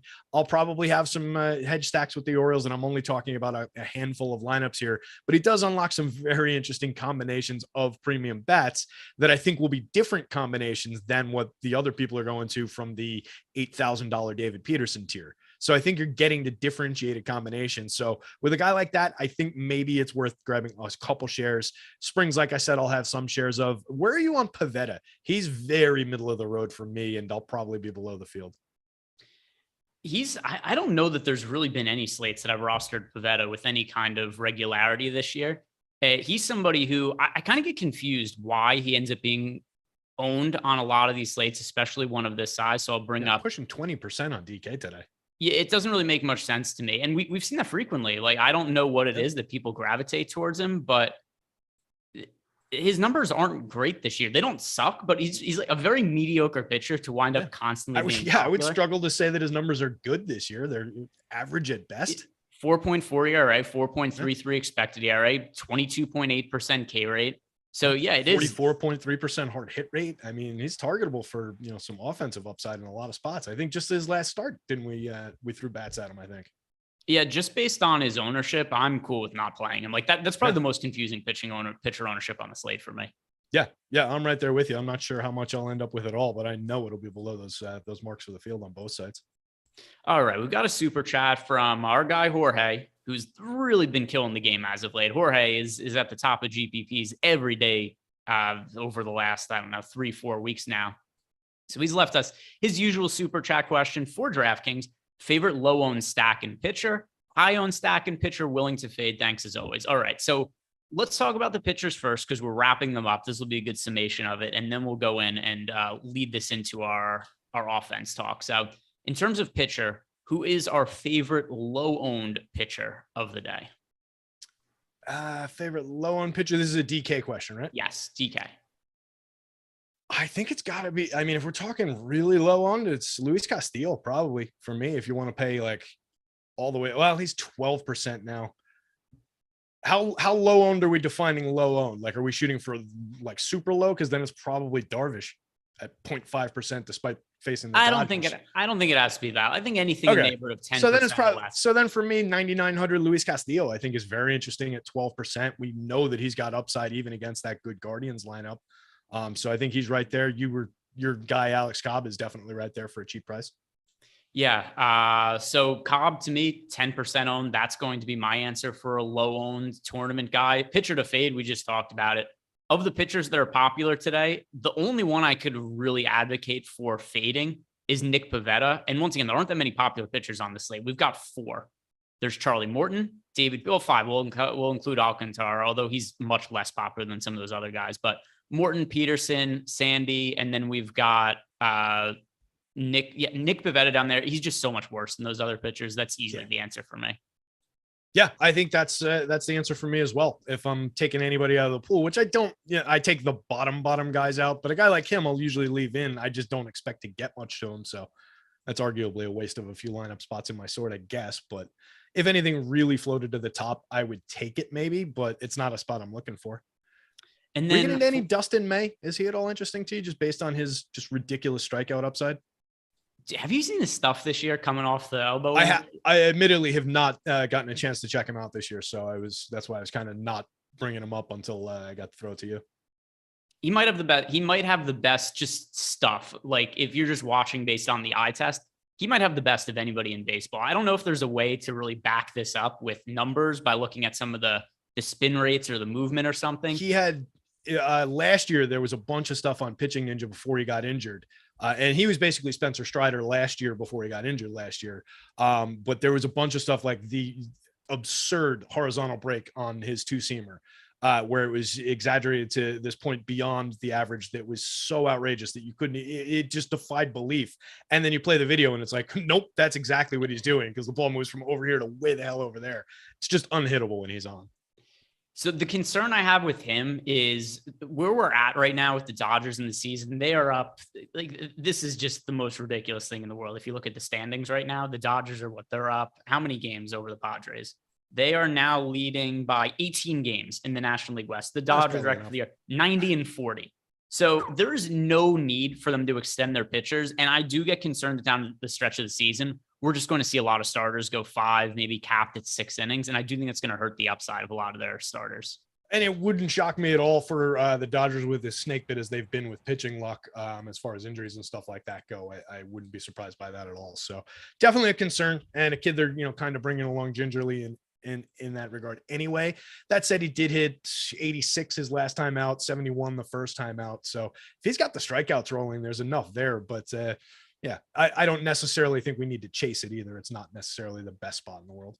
Yeah, so that's why it's going to be a no for me. There's going to be a point where I want to get to Dustin May. I think I'm going to a lot next year. For right now, though, it's something I'm a little concerned with how the Dodgers are going to be working their pitchers going forward. And I know Eric Johnson's in the chat asking us about Yu Darvish. So I will point out that, we do have a watered down version of the Dodgers lineup today. No Trey Turner, no Gavin Lux.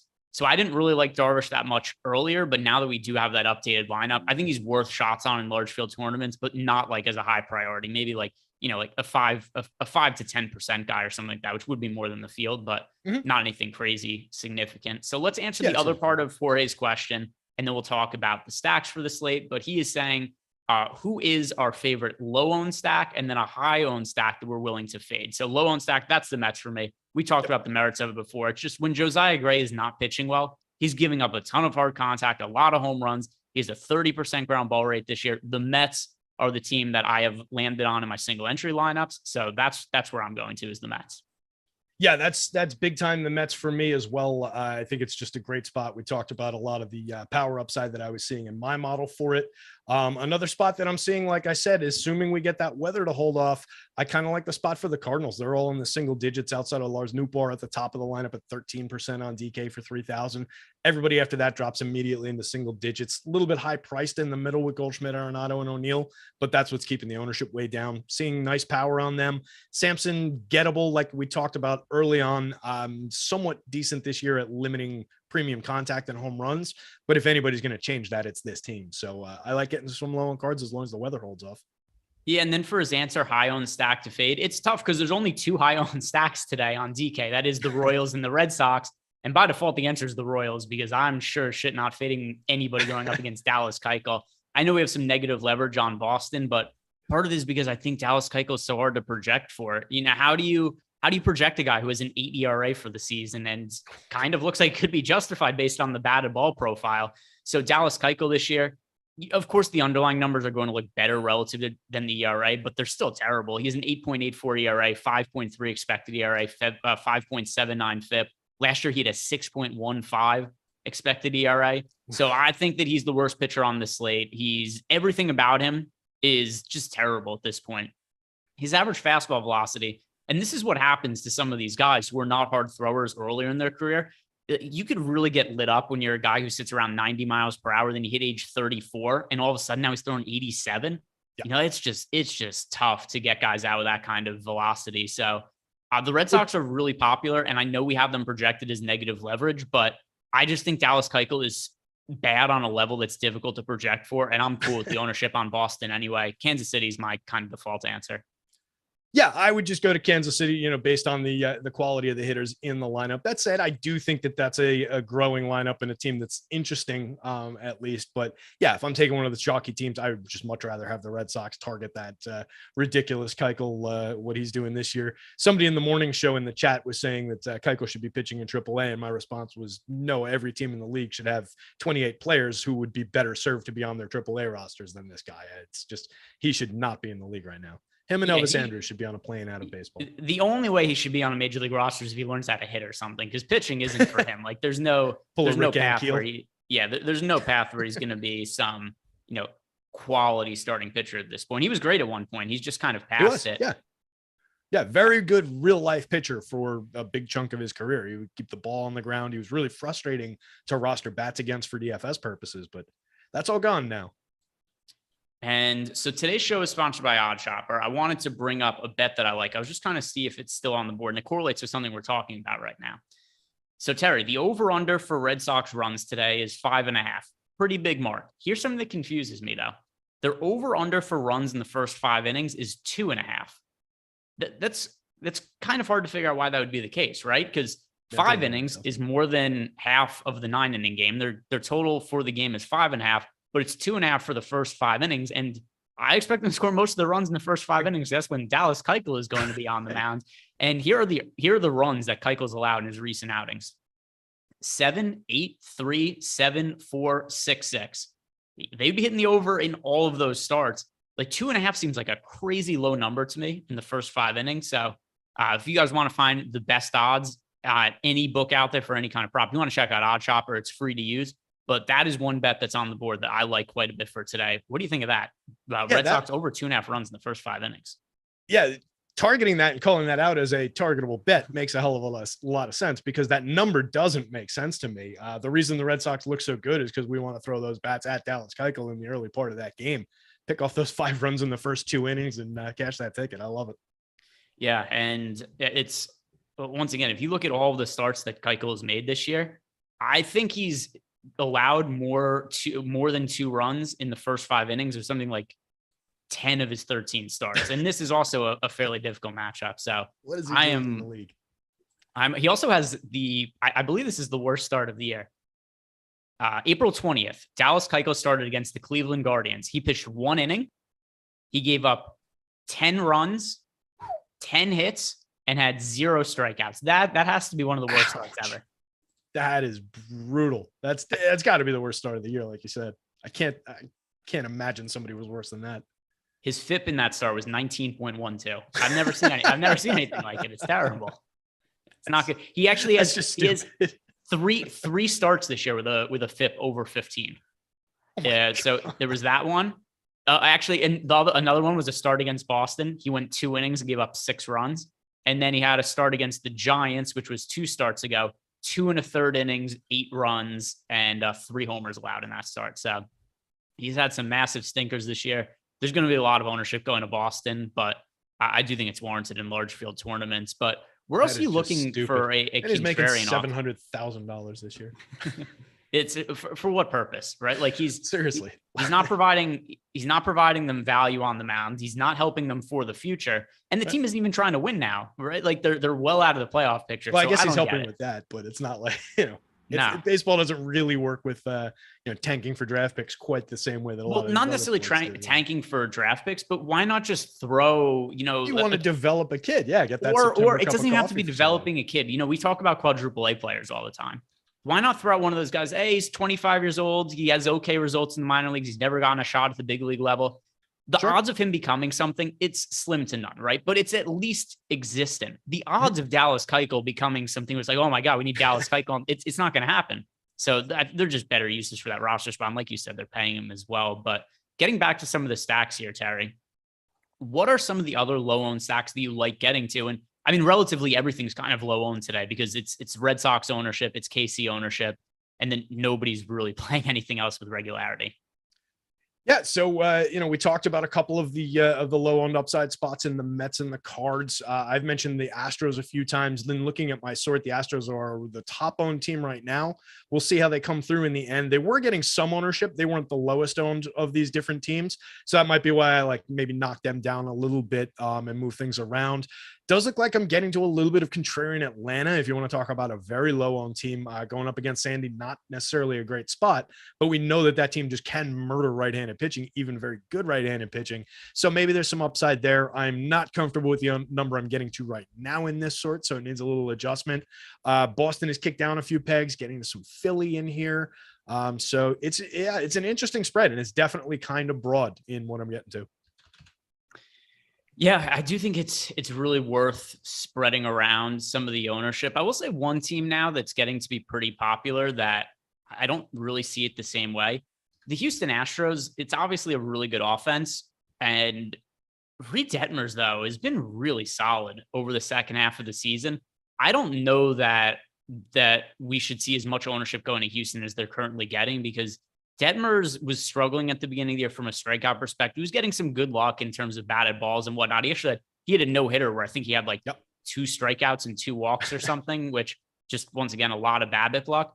And so he started to get hit a little bit. The Angels sent him down to the minor leagues. He had that one start where he had 13 strikeouts. And then ever since they called him up from that start, he's just been absurdly good. So the second half of the year now for Detmers, 2.14 ERA, his strikeout rate is way up. So he went from a guy who was striking out less than 20% of the hitters he faced to nearly 30% in the second half of the season, 2.74 FIP, 3.33 xFIP. I know that the Houston Astros, it's the Houston Astros, but Detmers has been good enough and he's one of the top pitching prospects in baseball. I don't think Houston warrants as much ownership as they're getting as that number keeps climbing.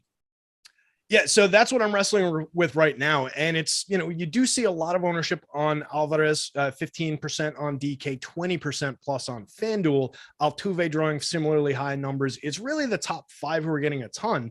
So as long as you're weaving in some Trey Mancini, who is obscenely low owned at 1.9% on DK, 2% on FanDuel, some Julie Gurriel, some Chas McCormick, bats that I like, at least in those 3, I think you're fine. It's not crazy overowned.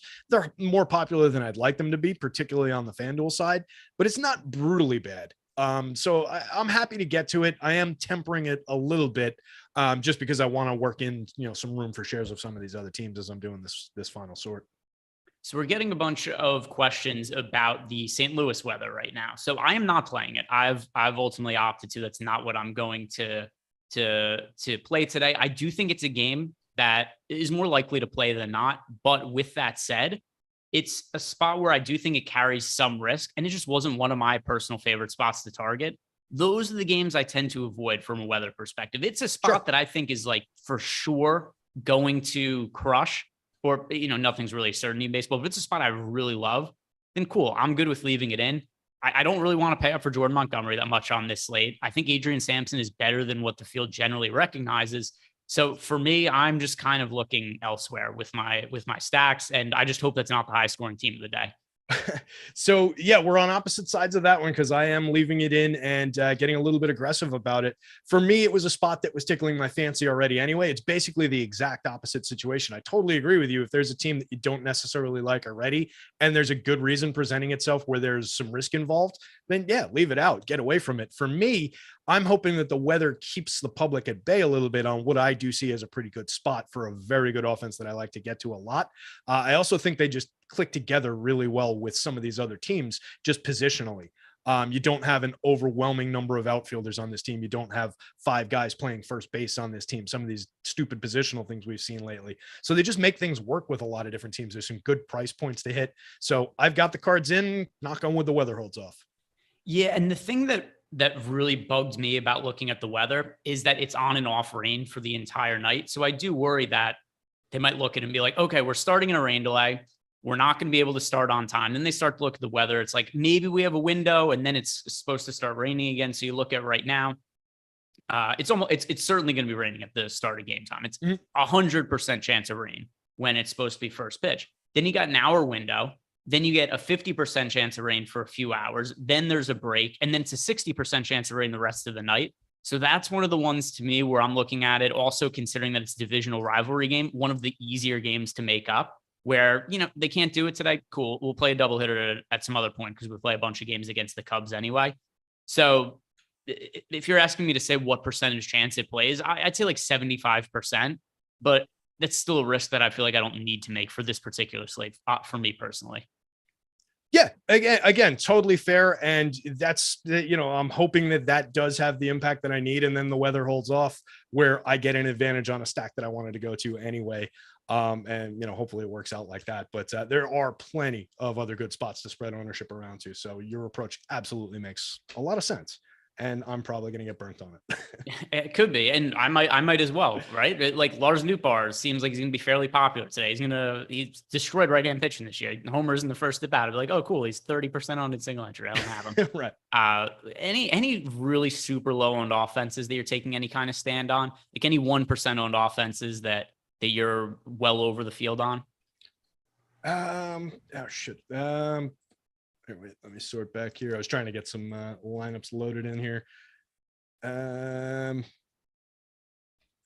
Probably not. Let me drop these lineups in, and then I'll be able to answer that question a little bit better. Hold on, have a second. I know I've already ruined that question for you. Give me one sec here. Fantastic broadcasting right now. A lot of clicking going on. All right, we're back. That's terrible. I was trying to sort for pitching so that I could make sure that I was getting to appropriate shares of some of these pitchers. I am getting some Yanks. The Yanks, I do not think were popping up all that much in terms of the popularity. So I'm getting them a decent amount just around some of those right-handed power bats that come up pretty naturally all the time. And I think that's just in lieu of somewhere I'm pushing some of the pricing of like the Red Sox a little bit down in my model here. Getting to plenty of the Mets, the Cards like we've talked about, some of the Phillies creeping around the edges, and then the Braves are like super low owned because of the matchup that they're in. So I mentioned I was getting some of them. I did knock them down a bit. They're another team that's just kind of coming up because of their run creation acumen and their power against righties. Yeah, I think that whenever you get any of these teams like the Yankees at low ownership, you can make a case for it. One that I'm going drum all season. You and I. Yeah, it's something we just bring up all the Yankees, time. Dodgers, when they're going up against non-elite teams, starting pitchers, the spots that I generally think make sense. But here's one that I'll shout out before we close out the show. It is the Seattle Mariners going up against Cody Morris. Whenever you get pitchers making their debut, you just never know exactly what it is to expect from them. Cody Morris is 25 years old. He's an unranked prospect. He does have exceptional results in the minor leagues. You look through his numbers and they are eye-popping, but they're also like weirdly small sample sizes. He's thrown 15 innings in AAA this year. Last year, he threw 36 innings in AAA, 20 innings in AA. So all his results are really good strikeout stuff and really low ERAs, really good underlying numbers, but he's thrown like 20 to 50 innings a year. So I really have no clue how good this guy is. He's also older and isn't ranked as a prospect. So to me, this is a total unknown. I do like the Mariners offense in general. So with them being 1% owned, that's a team I'm willing to get overweight to because I just don't know what the hell this game is. Yeah, and that's a good lineup. They've been frisky, and if they're low owned, it's another team. They're maybe not always on that list, but they're at least, list adjacent where I'll always at least give them a look because there's some frisky, interesting upside bats for power, for some speed, for some run creation in that lineup for the Mariners. So yeah, I definitely think you can get there on that one. It's an interesting spot. And again, yeah, like you were saying, anytime you can attack a rookie making his debut, even with a premium strikeout upside, that does also tend to come with, sometimes some command issues, some wildness issues at the major league level. So we'll see what the kid's got, but yeah, definitely targetable. All right. That is going to do it for us today, guys. Thank you very much for watching. If you haven't done it yet, like the video, subscribe to the YouTube channel. Also, have a great weekend. Enjoy the slate tonight. Good luck, everybody. And see you tomorrow. I'm doing the MMA show, by the way, if you guys want to watch that. So check that out as well. Fun.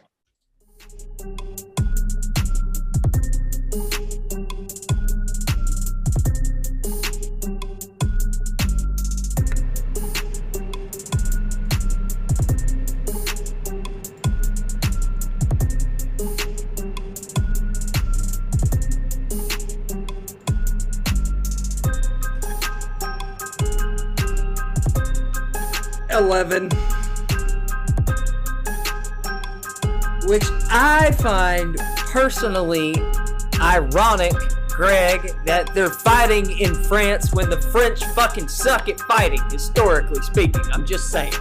Like, I mean, maybe till it's winter time and then he tries to fucking go into Russia and fight Habib or some shit like an idiot. I mean, that's what those French do.